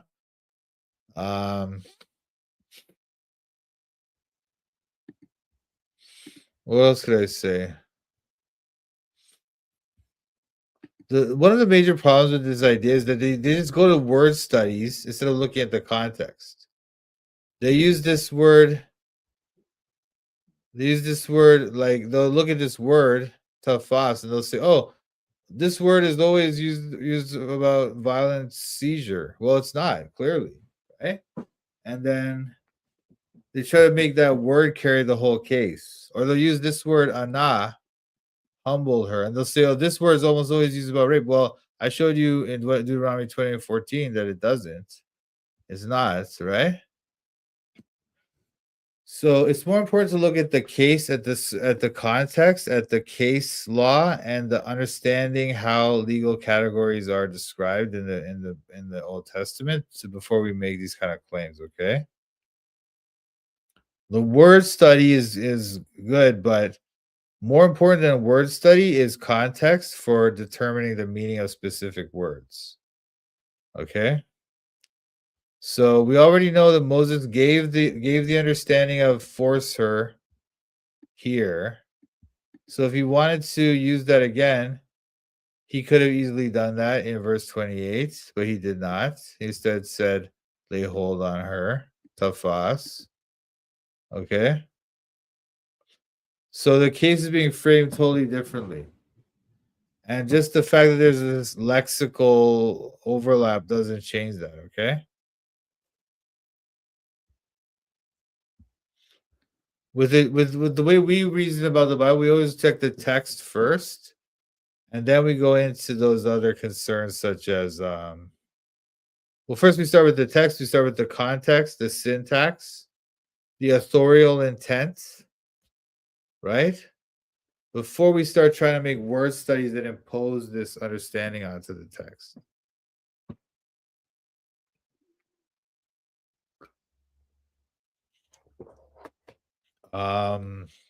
What else could I say here? The reason the penalty changes is not the crime, it's the woman's status, right? Betrothed woman, I mean, they're trying to say that the reason it changed is because of the status, I should say. Because they're saying the betrothed woman, it's like adultery against the husband, so then the man has to die. But for some reason, the woman doesn't have to die, you know? But then, because she was raped. Okay, fine. But then with the unbetrothed virgin, they're saying it's a financial injury to the father. That's why he has to pay the shekels and marry her, right? But it's too reductionistic. Like, it's too simplistic. Because the passage treats betrothed rape as a person who was sinned against, not as mere property. It says she has done. There is in a damsel no sin worthy of death. It's not like just that she's just, oh, her husband got injured, so therefore the man has to die. It's like she's being treated as a real victim who she's innocent, right? And it says that she cried out and no one was there to save her.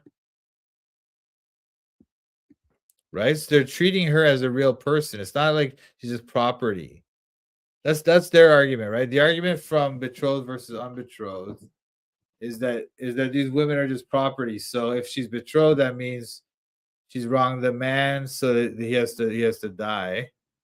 But in the other case, it's just the father got wronged. But in either case, the person's wrong, right? But why is it that in this case it's like death, and in the other case it's just marriage? It doesn't make any sense, you know? So in verse 28, we're also rape.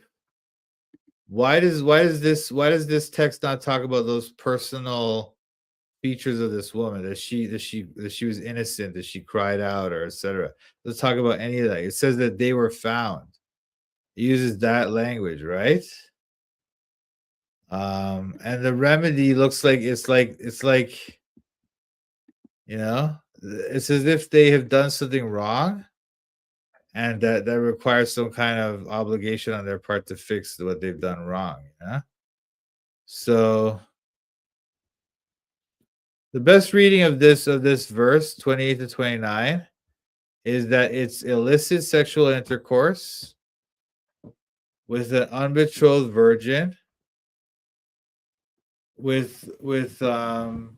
She's like compromised, you know, but it's not violent rape. And so the law binds the man to pay restitution, to marry her, and a lifelong ban on divorce because he has dishonored her. It's kind of like a ancient Hebrew like shotgun wedding, you know. So it's just a stronger reading. It's just the context, the other text in Exodus 22:16-17, and all these other features that I just talked about. It's the much stronger reading. All right. I don't care how many other translations might say something else. That doesn't prove anything, because there is dispute among the translators. Okay.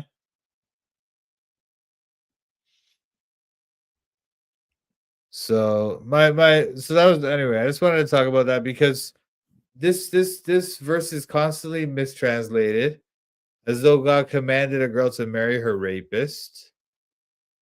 But that reading is not forced by the text.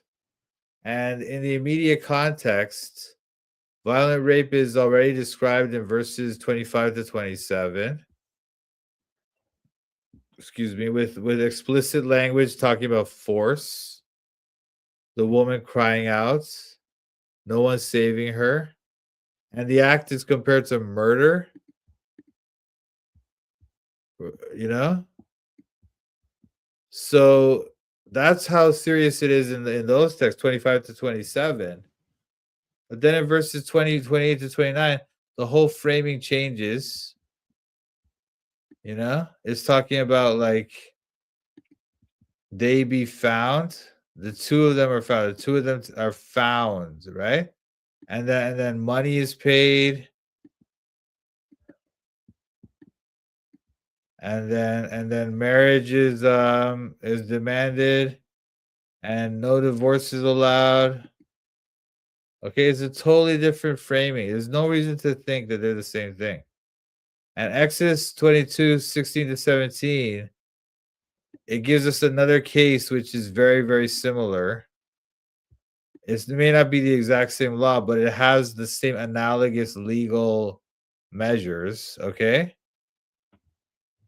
Where the Torah clearly has this sort of, I don't know, procedure for this type of situation where you have unlawful intercourse between an unbetrothed virgin and a man, all right? And there's also, you have the bride price is in view here, and the father's authority is in view here, and marriage is in view here.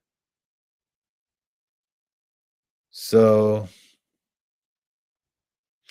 the issue is not whether sexual wrongdoing has occurred here. Of course it has, but the issue is whether it's violent rape or whether it's seduction. And the seduction explanation is just better. It's just much more parsimonious.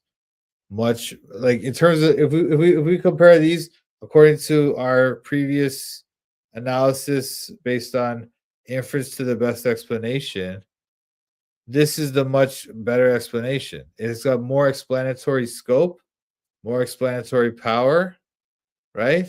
Less ad hoc assumptions. And what was the other thing? I forget.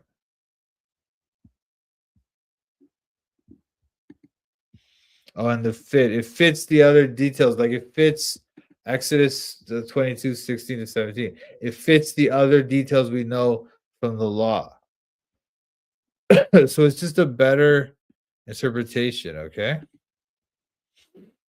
So I don't know if that was too boring, but I hope that helped you guys understand that passage. I'll clip this later. But for people who want to try to make this into something like, it must be rape, well, this is completely ignorant and wrong. And I'm very sorry for the NIV. For anyone who thinks the NIV is some great translation, well, it may be all right in some areas, but it's very weak in certain areas like this one. Okay, so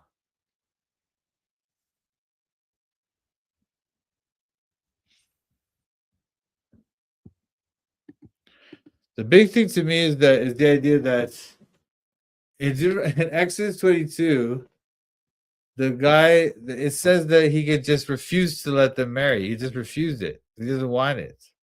But in Deuteronomy 28, that's known to be seduction, right? But in 22 to 28, in Deuteronomy 22 to 28, it doesn't say that. So they have to get married?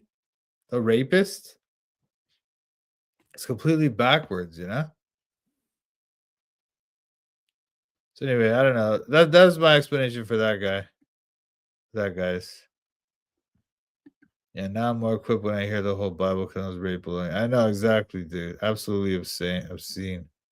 The way these people fight for this interpretation, because it gives them a thing. Like they hate the Bible, They need to find these type of things to say against the Bible, so they'll just jump on it and just try to preserve this thing no matter what. I don't know if were you guys here when I was talking about who was it? Oh, it was those guys, Derek and them were talking about Ezekiel 20. What was it? 20:25. Wherefore I gave them also statutes that were not good and judgments whereby they should not live. This is talking about he gave them statutes, and they were like doing child sacrifice, right? And it says that I gave them also statutes. So these guys try to say that, oh, look, God told them to kill little kids, but it's just ridiculous. Like that's obviously not what he's talking about. And if you look at, I explained it in the other video. If you see the one I did last week about Myth Vision TV, but I'll make a clip of it. But absolutely insane. I know the unsaved, man, the atheists and stuff, they hate it, man. They hate the Bible, dude. Wicked, dude. Anyway, what are you guys up to, man? What do you guys want to do now? You want to watch some videos?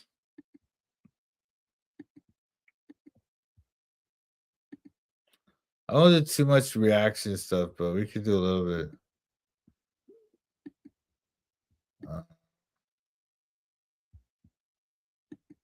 Let's see what's going on. Down for some videos? All right, bro. Let's check it out. J-Dye versus Captain Saryak. He says, "Hey, Captain, would you like some cheese with the wine in?"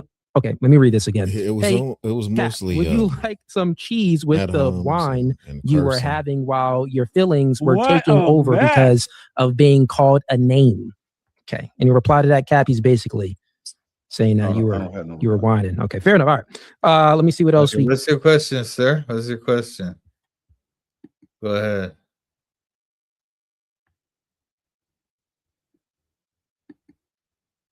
Yeah, let the brother finish it. KJ. Let him Even finish the his point, even the KJ. You ones got the that, mic because next, bro. okay, so the word hekakasus is used for any foreign chieftain. So any, like he said, elite person that's a foreigner. So when they began to dwell in Egypt and they rule for a period of time, by the time that it gets to Manetho is 3rd century. Remember, these people was ruling 1,000 years before him almost. So by his time, that name is I'm forgetting the word, but that name is identified for a group of people that came from out of them. It says it in Josephus. It says this whole tribe became known as the Hekakasus. Why? Because they was foreign rulers and they was foreign. They was captive kings or something like that. And then he explains it. You got to read the Josephus though, but I ain't from the. Yeah, I'm familiar with Yeah, it. before But y'all get started though, is my screen still Mike on sharing? you, King J. No, not yet. You, King J. I want But to I see just my go. screen real quick. Do you have a question, King Sam? Go for it, man. What's your question, bro? Anyway, I want to check this thing out. This is kind of boring. Let me see what else we got here. What did Paul mean in 1 Corinthians 6:11 where he said, "Such were some of you"?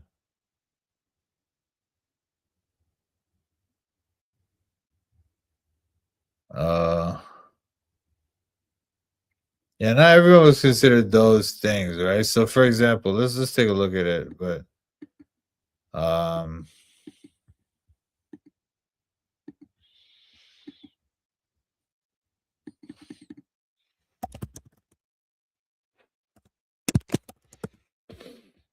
as such were some of you. So, what he was saying is that, know ye not that the unrighteous shall not inherit the kingdom of God? Be not deceived, neither fornicators nor idolaters, etc. Right? These sins, the list of sins, the list of sinners, so thieves, covetous. So these people are that category. It's not about people who do this, but the people who are this. They are thieves, they are covetous, they are drunkards, they are revilers, right? They shall not inherit the kingdom of God. It says, and such were some of you, because not everyone in Corinth is a drunkard and a thief and a covetous, right? Not everyone is an adulterer, idolaters, etc. There's some people in Corinth who were probably conservative Greeks, they didn't get into all this stuff. The Greek culture had a lot of stuff, like they would, for example, fornication. Greek culture, they didn't really look down on people for going to visit prostitutes or what have you. But there were also many Greeks who would teach their kids, don't do that, just because they would say, oh, it's just bad for you. They don't have a moral prohibition in their religion. They would just say it's bad for you, don't do it, So for that reason, they would often avoid that. So that's why he says, such were some of you. That is, not everyone in Corinth is like those sinners, but many of them were. And many of them still were even now. Even though he says such were some of you, that they previously were like that. They previously were fornicators, idolaters, etc. Actually, many of them still are. And he talks about many of these sins in the letter, right? The drunkards. There's drunkards going to the Lord's Supper in 1 Corinthians 11. He talks about it. There's covetous in the sense that they're fighting about who. Oh, I was baptized by Paul. I was baptized by Apollos. That's covetousness. And then he talks about fornicators. Well, later in this chapter, he talks about people going to visit prostitutes. Know ye not that your bodies are the members of Christ? Shall I then take the members of Christ and make them the members of an harlot? God forbid.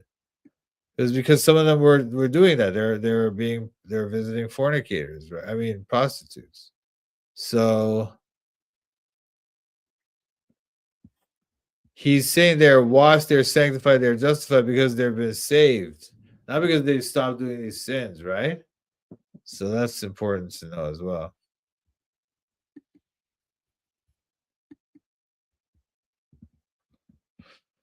So I hope that helps, King 10. I don't know, but let me know.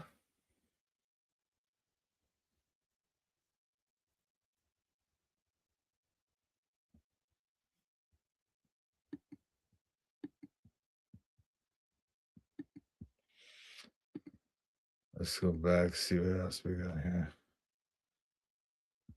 These guys are debating or something.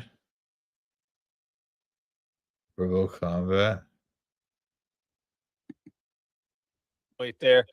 And when there's room, we'll get you up. Welcome to verbal combat. This is verbal combat. This is verbal combat.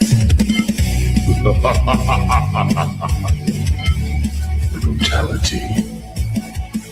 Get over here.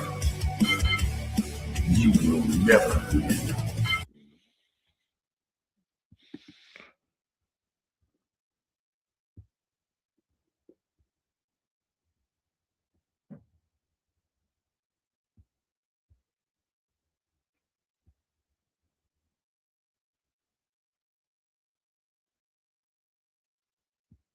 What do you think about this Nancy Guthrie case? You guys think that's anything?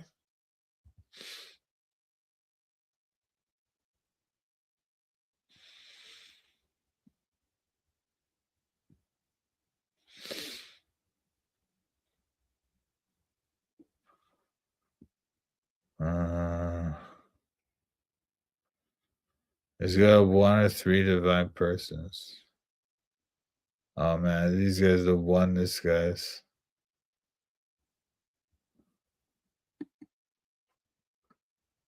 Lord, okay, great. I'll give you that. Okay, and that flows into my theology. That proves my theology.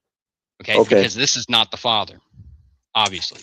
Okay, so if this is not the Father and this is a messenger of the Father, but yet he is still claiming to be the one God of Abraham, Isaac, and Jacob, that therefore means that either there's another. This guy, I was debating this guy for like 4 hours about this thing, man. Or no, it was debating him about like free grace, right? But he's like a oneness or something. God, or that's Jesus. Why do we have to be? Why are we limited to those options, Mitch? Do you know why? Do you know why? Because in John 1:18 it says, "No one has ever seen God," referring to the Father, and I can show you the context of that. But it is the only begotten God in the Greek. It says the only begotten God, referring to the Son, has revealed him to us. So you can laugh, you can smirk, you can do whatever you want to, you can mock, whatever, but that's what the Bible says. I'm not talking about you, but I'm hearing chuckling. I don't know who that is. You know what his argument here is? Because you know how in John says, no man has seen God, right? The only begotten Son who was in the bosom of the Father, he had declared him, right? So no man has seen God, but except the Son. So that's why people will make the claim that all the appearances of God in the Old Testament are actually Jesus, like this, for instance, right? Which may be the case.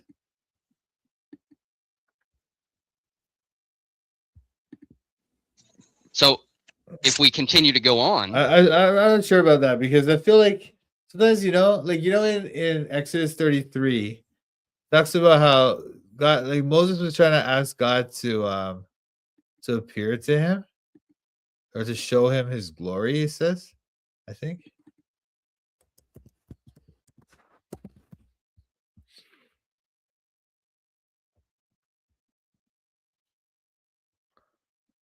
See, and he said, I beseech thee, show me thy glory, right? Moses is talking to God, Exodus 33. And he said, I will make all my goodness pass before thee, and I will proclaim the name of the Lord before thee. I will be gracious to whom I will be gracious, and I will show mercy to whom I will show mercy.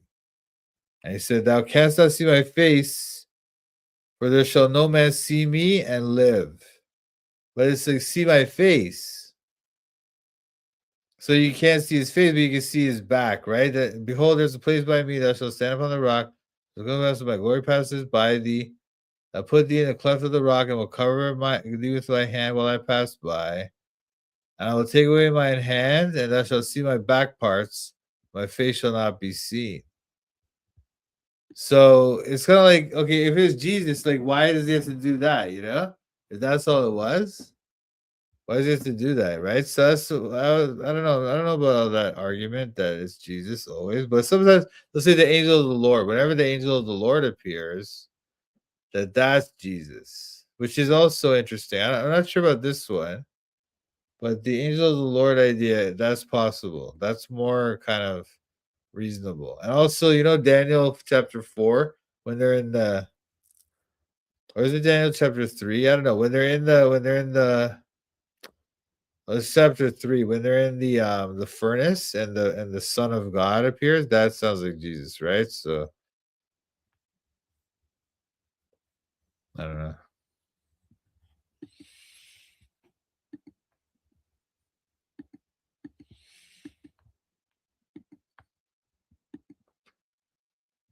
Let's see, guys. What do we got here?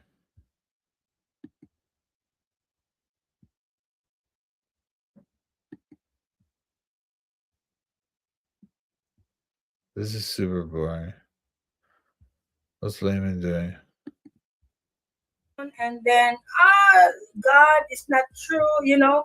But during that time that that person believed, that person worship, that person, you know, do many things, trying to to transform, you know, trying that he become or she become, transformed life, like that person's old life be transformed into a new man, you know, like that. But when suddenly happened, you know, and then, oh no, God is not true, because instead of transforming me, I'm become like this, like that. But hey, guys, it's not God's fault. It's your fault. You don't want to be transformed because you keep talking to them. I got to go get my inhaler. I'll be back. Why you make me why you make me big? Let's take what's Taco and I are doing. Any other worldview on a very deep metaphysical level will eventually collapse without that. Also, creation ex nihilo. So that rules out basically everything but the Abrahamic gods, at least when we're looking at religions with public historic divine revelation. I'm not trying to be troublesome. Yes, you are. But Tacos. Just no, not at all. Just but own it. I did not understand a bunch of the words you used there. That's fine. Could you maybe go back through there and and all Lord wants to put a is necessary. Other court when the of and so having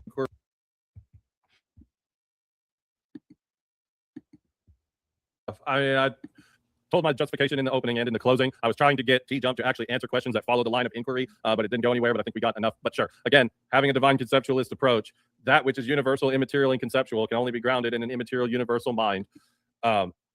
We have divine revelation, a revelatory. All right. So they're talking about, the debate is about whether atheism or Christianity can justify knowledge. Okay, this is kind of like this argument that like the laws of logic and knowledge itself, truth itself, is this concept which is like metaphysical. It's not part of the physical world. It's part of the metaphysical world. And so it relies on some kind of metaphysical being, like some kind of transcendent being like God, to ground this idea, you know? And knowledge doesn't have that ability. Let's see what this guy says. He debated Kurt one time. I came on afterwards, and there was a good discussion. He's a pretty smart dude. He knows his stuff, kind of. He's a little bit wrong on a few things, but he's all right. Epistemology that makes it a theonomous. We have divine revelation, a revelatory type of epistemology that makes it a theonomous epistemology rather than an autonomous epistemology. So we can actually justify the use and appeal of all of these different categories. Whereas a non-theonomous epistemology, when they attempt to do that, they do so in an unjustified way. And it has to be the orthodox. So because we have a God, he can ground us. He can ground the idea of the laws of logic, or truth itself, or math, or these type of non-material things, non-material concepts, because he's a non-material mind.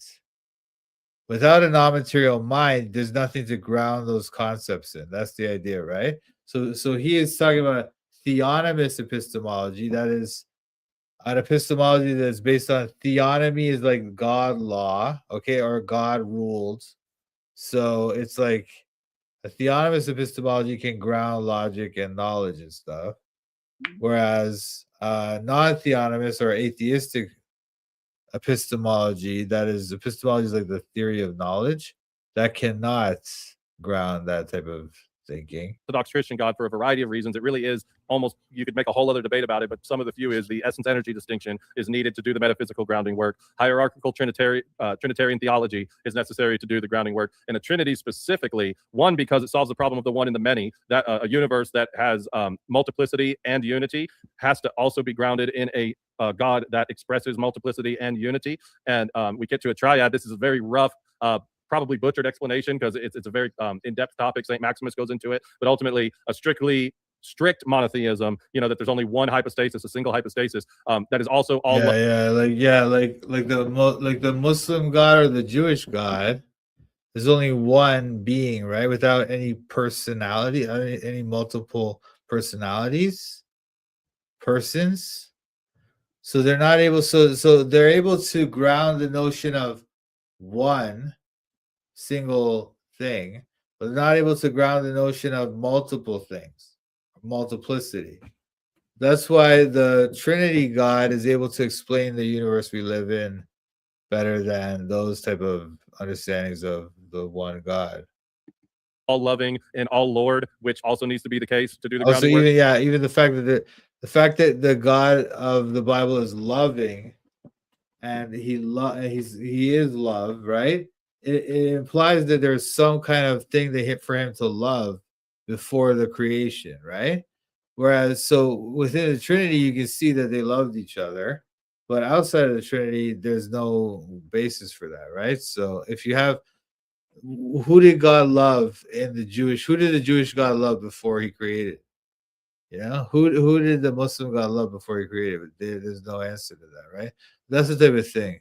Work, it would have to be all loving and all Lord over what? Then if there's only two, there's dualism and a kind of a competing powers, so that doesn't work. The triad is the perfection, the numerological perfection that allows for ultimate spiration within God himself, that he is from God through the Son in the Spirit, and any other worldview on a very deep metaphysical level will eventually collapse without that. Also creation ex nihilo. So that rules out basically everything but the Abrahamic gods, at least when we're looking at religions with public historic divine revelation. I'm not trying to be troublesome.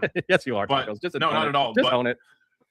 I did not understand a bunch of the words you used there. That's fine. Could you maybe go back through there and define some of those words as you're going through there? Like which one? Like spiration and all the stuff leading up to spiration. Yeah, and the eternal relations. This perfection thing, how this perfection thing is. Because to me, that didn't really sound like a straight or easy to understand answer. Right.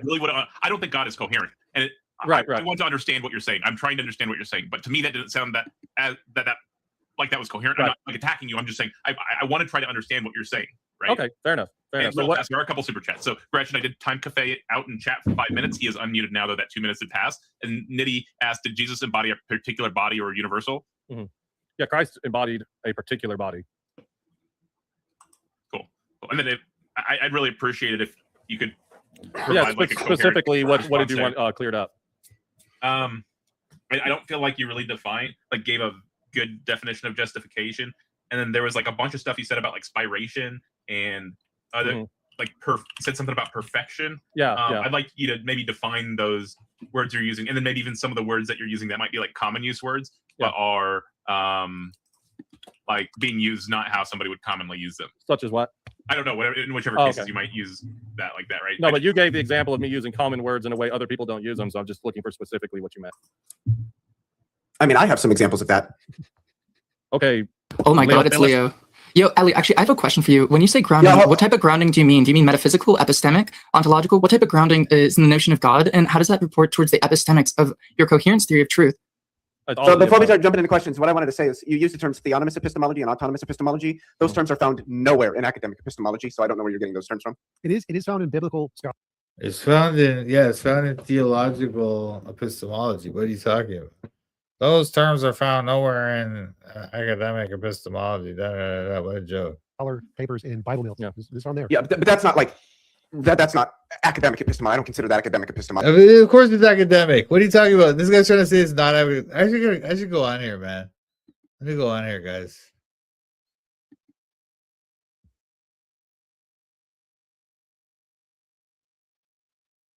Apple, and so I'm just curious, because I don't see why when we're talking about like, well, okay, I saw it, and there's maybe a category or a theory or system level or more fundamental analysis. I don't see why we have to get back into these logical systems of beliefs because there is a particular apple that seems like really accessible to a lot of people.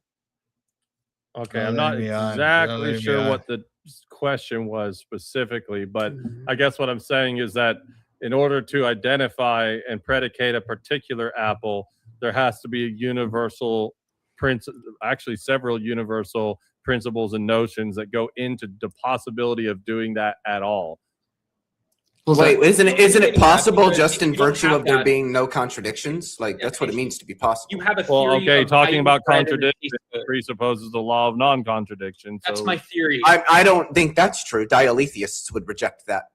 I don't care what other people would reject. I'm just looking for Well, argument. but it's not about whether you care. It's just about that Well, I know, claim but clearly present isn't the argument. true. If there are instances, I don't need an argument. It's just not true. He's that talking the law, about the non-contradiction. contradictions only exist. I don't in need virtue an of the law argument. of It's just not true. non-contradiction. That's the state of Yeah, things. I don't need to present any sort of like argument for that. I don't need a rigorous argument. That's Yeah, just like God's known real. I by don't need anybody an with even the remotest real. I don't need an understanding of formal logic, which you God's clearly real. I don't don't have. need an argument. Hang on one second, y'all. We got a He's just couple presenting a super non-standard chats. logic. He's just presenting another non-standard logic, like I mentioned before. And saying Let the man read his super chats. Yes, Robin says theonomous epistemology is divine command theory.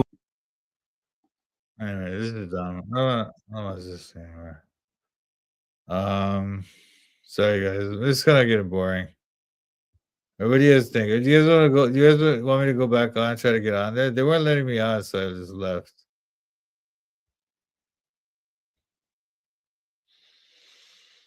There's no good reason to be Muslim. So then he can have a body that belongs to himself. I don't know what you mean by belongs to himself. That belongs to him. Like, what does that mean? That he uses.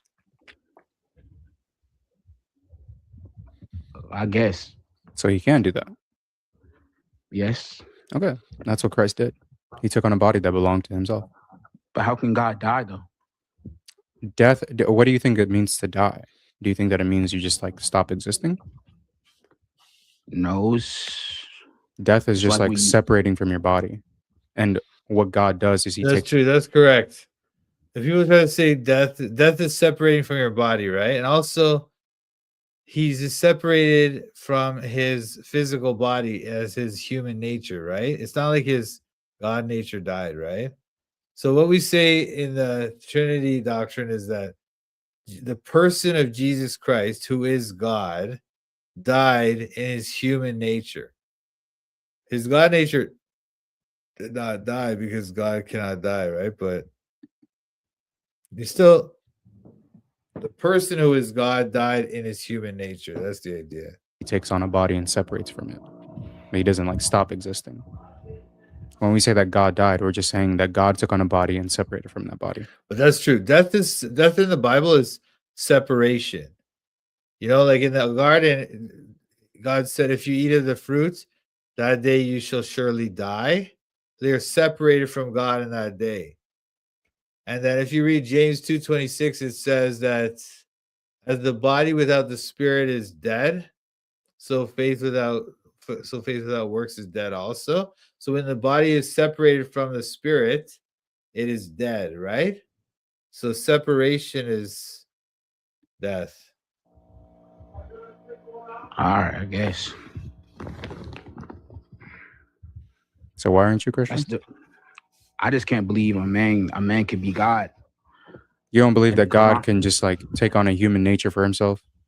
I mean, I believe God can do that. I don't believe God did do that. I'm not worried about the God did do that part. As a matter of fact, I am actually worried about the God did do that part. Like God himself in the previous scriptures was saying he was going to do that. Why would you not believe in him if he says that? Do we have the previous scriptures? Yeah. Where? You have the Torah, you have the Injil, you have the Psalms, you have the Zabur. Those are corrupted. How you know that? Because the Quran says so. The Quran says so, therefore it's true. Yes. Why should we? As a matter of fact, when the Quran confirms the previous scriptures, is it just confirming previous corrupted scriptures? Yeah, that's the thing. The Quran actually confirms the previous scriptures. It says, tell the people of the book to check what Allah has revealed in their scriptures, in the gospel, in the Injil, as they say, or in the Torah. Okay, so the Quran is telling Muslims that the Bible is legit. You know, it's not saying that it's like just corrupted. It's not. Conscious edits. So it's confirming things that are edited or just like things that are corrupted? Yes. So when it says, if you have doubts, go to the people of those who read the previous scriptures, it's telling you to go back to people who have corrupted scriptures if you have doubts? It's talking about Muslims. Yeah, telling you to go back to the Muslims. Sorry, telling the Muslims to go back to these people. No, but it's talking about Muslims who converted. No, and it's not. That's not what it's saying. Anyway, this is foolish. Anyway, you know what? This is kind of like, this is actually kind of interesting, but actually, listen. Is it telling those Muslims who converted to go back to the previous scriptures which are corrupted? No, it doesn't say previous scriptures. It says go back to. Do you want me to read it for you? It says because I can. Do you want me to show it to you? Sure. All right.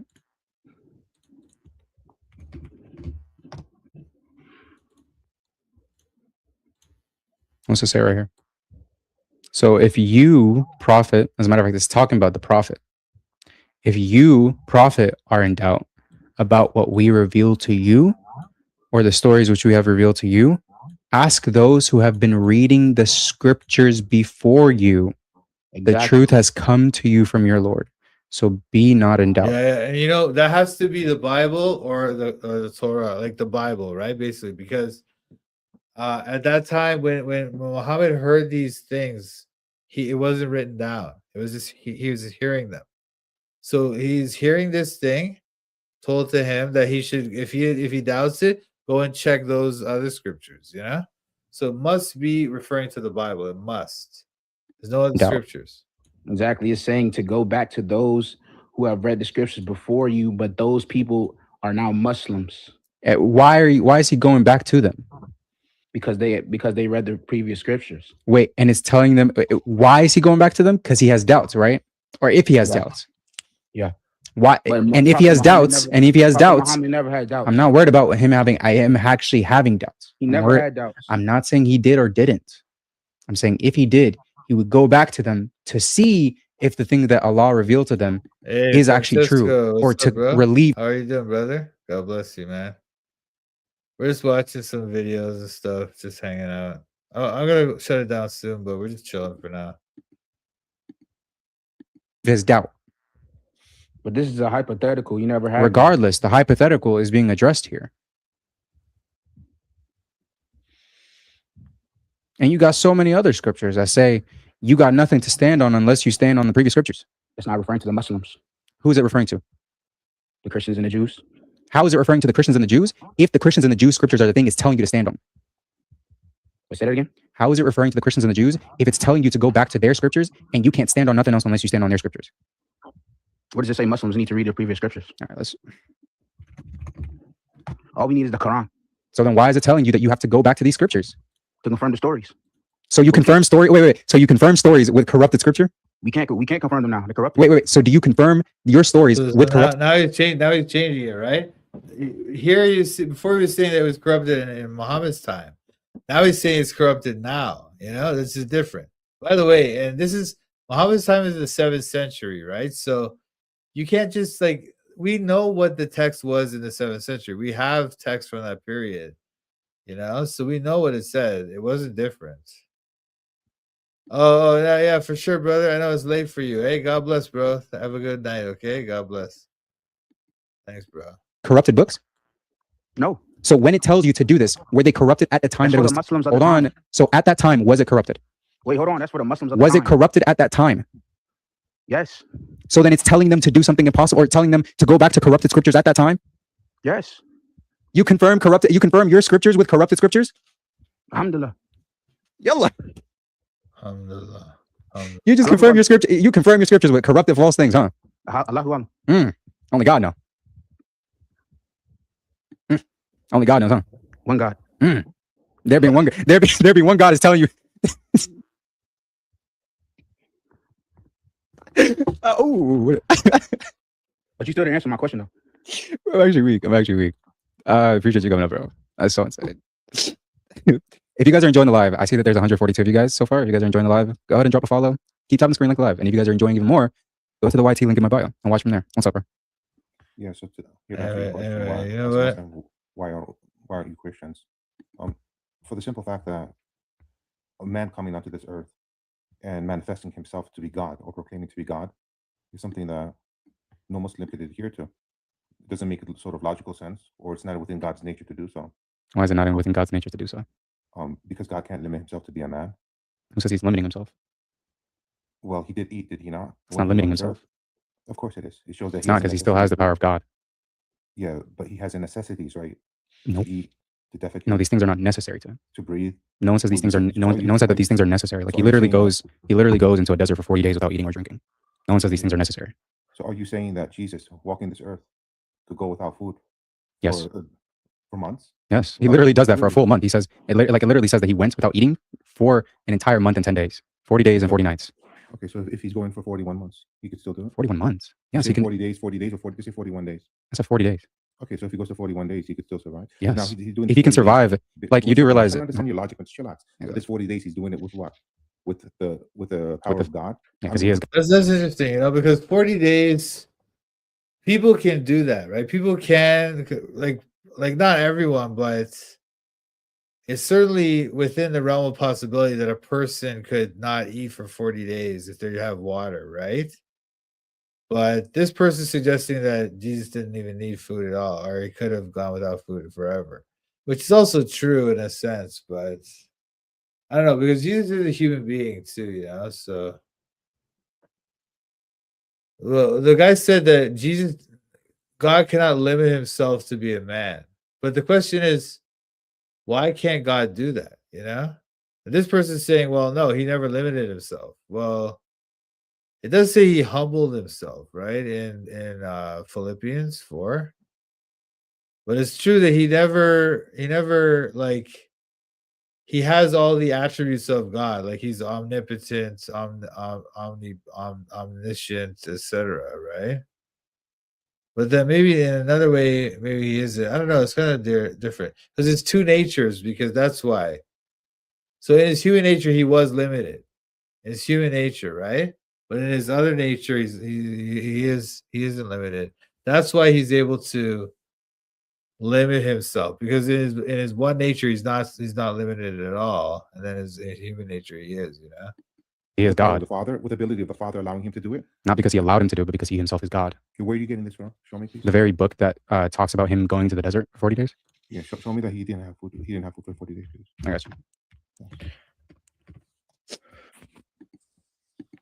So somebody, while you're looking that up, also, so somebody who doesn't eat for 40, that can go out without eating food for 40 days, he'll become God, is what you're saying? Who said that? I'm just asking. I was literally just saying these things are not necessary to him. Show me, please. There you go. What's the passage? Matthew 4. Then Jesus was led by the Spirit into the wilderness to be tempted by the devil, and after fasting for One second. God was tempted by who? by the devil.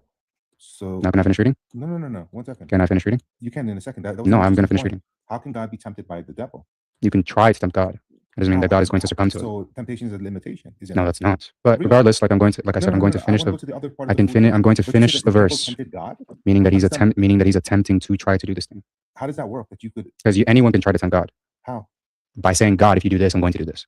That's a temptation. Like outward temptations. Outward temptations are a thing. Outward temptations are a thing. That is a temptation. So you're But trying to regardless, tempt like, God? So that is a temptation.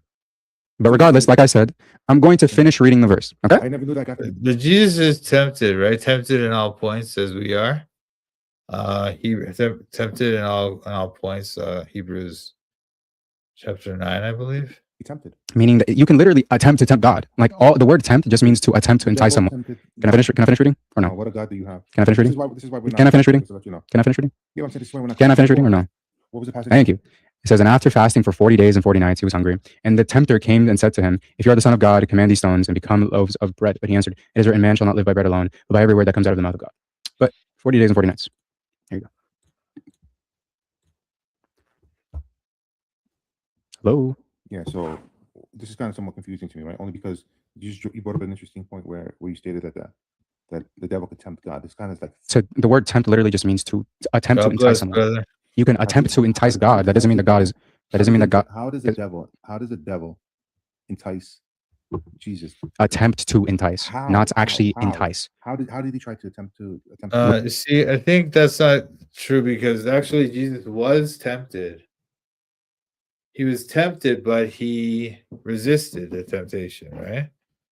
Because like in Hebrews chapter 4, verse 15, it says that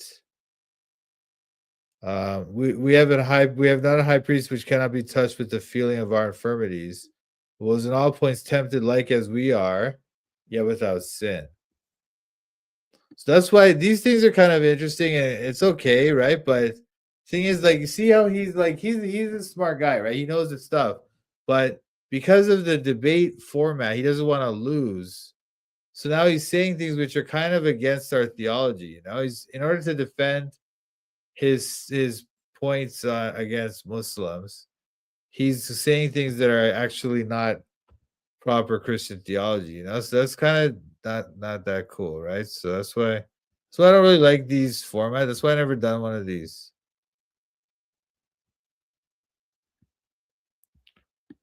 Oh yeah, because I was talking about that earlier. Because I used to be flat earther, but I changed my position.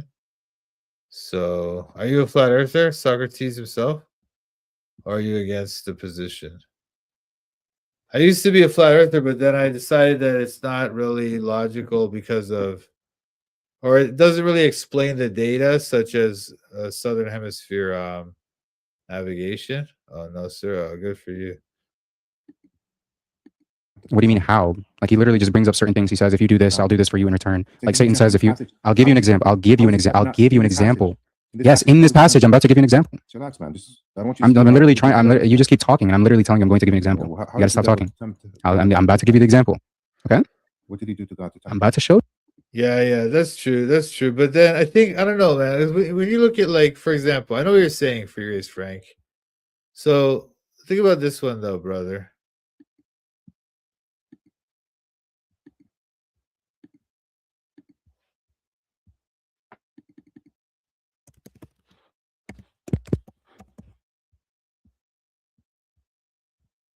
For we have not a high priest who cannot be touched with the feeling of our infirmities. That means he can be touched with the feeling of our infirmities. He's not just being tempted by the other person, but he's actually feeling the temptation, or it seems like it, right? he was in all points tempted like as we are, yet without sin. You know, because it doesn't really mean much if he was. Oh, no problem. God bless, brother. God bless you. But yeah, so it doesn't mean much to be tempted with sin if you're not actually feeling the temptation, right? Although I do think because he didn't have a corrupted flesh like Adam, like us. He didn't have a sin nature, so called, right? So that is also significant in that discussion as well, but I'm not 100% sure about that. We'll look into that some more.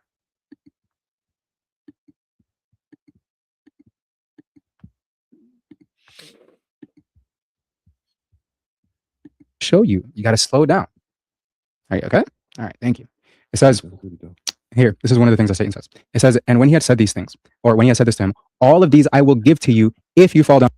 I mean, it's I don't know. I don't think it sounded like it was easy because it seemed like he did have a hard time in the desert and all those things. That he went through a hard time, but he still persevered. That was the difference. But you're right. It wasn't like it was different. I don't know. It wasn't like he resisted. He never sinned. That's one thing we know for sure. I would say that he was hungry. It would be a temptation to eat, but never gave into the appetite. Yeah, exactly. So yeah, so like when he's hungry, 40 days never ate food, then the devil's like, hey, just why don't you make this stones into bread? You know? And he knows he could do it. He could do it. He could just say stone become bread, and it would become bread. You know? And he didn't do it like that.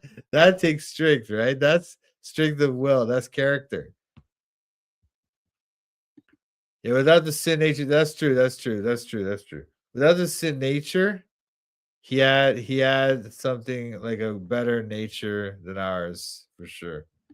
That's true. Fall down and worship me. This is what Satan says. So Then I need you to stop talking. Oh my goodness. I want to understand. I need you to stop talking. I want to understand point by I point. need you to stop talking. I want to understand. What do you need to? What do you want to understand? You're point by point. You're saying that the devil wanted God to worship him. Yes, he's attempting to try to make Jesus worship him. Oh my God! What? Go on. This is mind blowing, man. Go on. Keep on going, please. And then he continued. And then Jesus said to him, "Be gone, Satan, for it is written, you shall worship and love the Lord your God and serve him only." So then God is telling the devil, worship me. Yes, because worship of Satan is wrong. Okay, go on. I'll give you an example. You asked for an example. You didn't say give me multiple. No, but I'm saying, how did are you about to ask me how after I showed you how? I'm really interested. Are you about to ask me how after I showed you how? No, one second, man. I'm really interested in this, bro. You have the devil tempting God by telling him to worship him. Yes, he's attempting to try to do this thing. How? What tools does he have at his disposal? Should I read it for you again? Because I don't know how much more clear I can be on how he did it. I'm really sincere with this, okay? I'm very sincere. What tools does the devil have at his disposal? Should we read again? Because I showed you the tool. Listen to the question and maybe you could give me the answer. If you don't have the answer, it's fine. Should I read it again? Because the tool was clearly outlined there. I really want to know the answer to this, and I'm not being disingenuous. What tools does the devil have in order to what? What does that even mean? What do you mean by what tools? Do you think he just had like a hammer there, like a wrench knife? Like what do you think he had? It could be weapons. It could be what? Who says you need weapons in order to? Who says you need weapons to tempt someone? I would like to know what tools the devil has in order. I'll show it to you again. Okay, I'll show it to you again. Maybe I'll read it for you one more time, and maybe you'll understand it. The devil. It says the devil had power over all things on the earth, or something like that. You know, all the kingdoms of the earth were given unto him. Right. Anyway, I gotta wrap it up, you guys. It's getting kind of dry, but I hope that was helpful. That presentation. If you have any questions, let me know. I was a bit tired, so I hope it wasn't too difficult to understand or anything. But let me know if you have any questions, and we'll talk soon. And thanks for watching. Oh, that's okay, brother. No problem. Oh, interesting. All right, good. I'm glad you found it interesting. That's good. All right. Well, anyway, I'll talk to you guys about it soon. You can join the Discord. Anyone, Great Night or whatever. Join the Discord, bro. That's okay. No problem, brother. No problem. We'll talk soon, though, guys. All right, well, I'll be back tomorrow night. We're gonna have a hangout and stuff, all right? So if you have any questions or Q&A, we'll talk tomorrow, okay? All right. God bless. Thanks for watching Toronto Bible Study. Hallelujah. The Holy Bible, the King James Version. The Book of Psalms, Psalm 1. Blessed is the man that walketh not in the counsel of the ungodly, nor standeth in the way of sinners, nor sitteth in the seat of the scornful. But his delight is in the law of the Lord, and in his law doth he meditate day and night.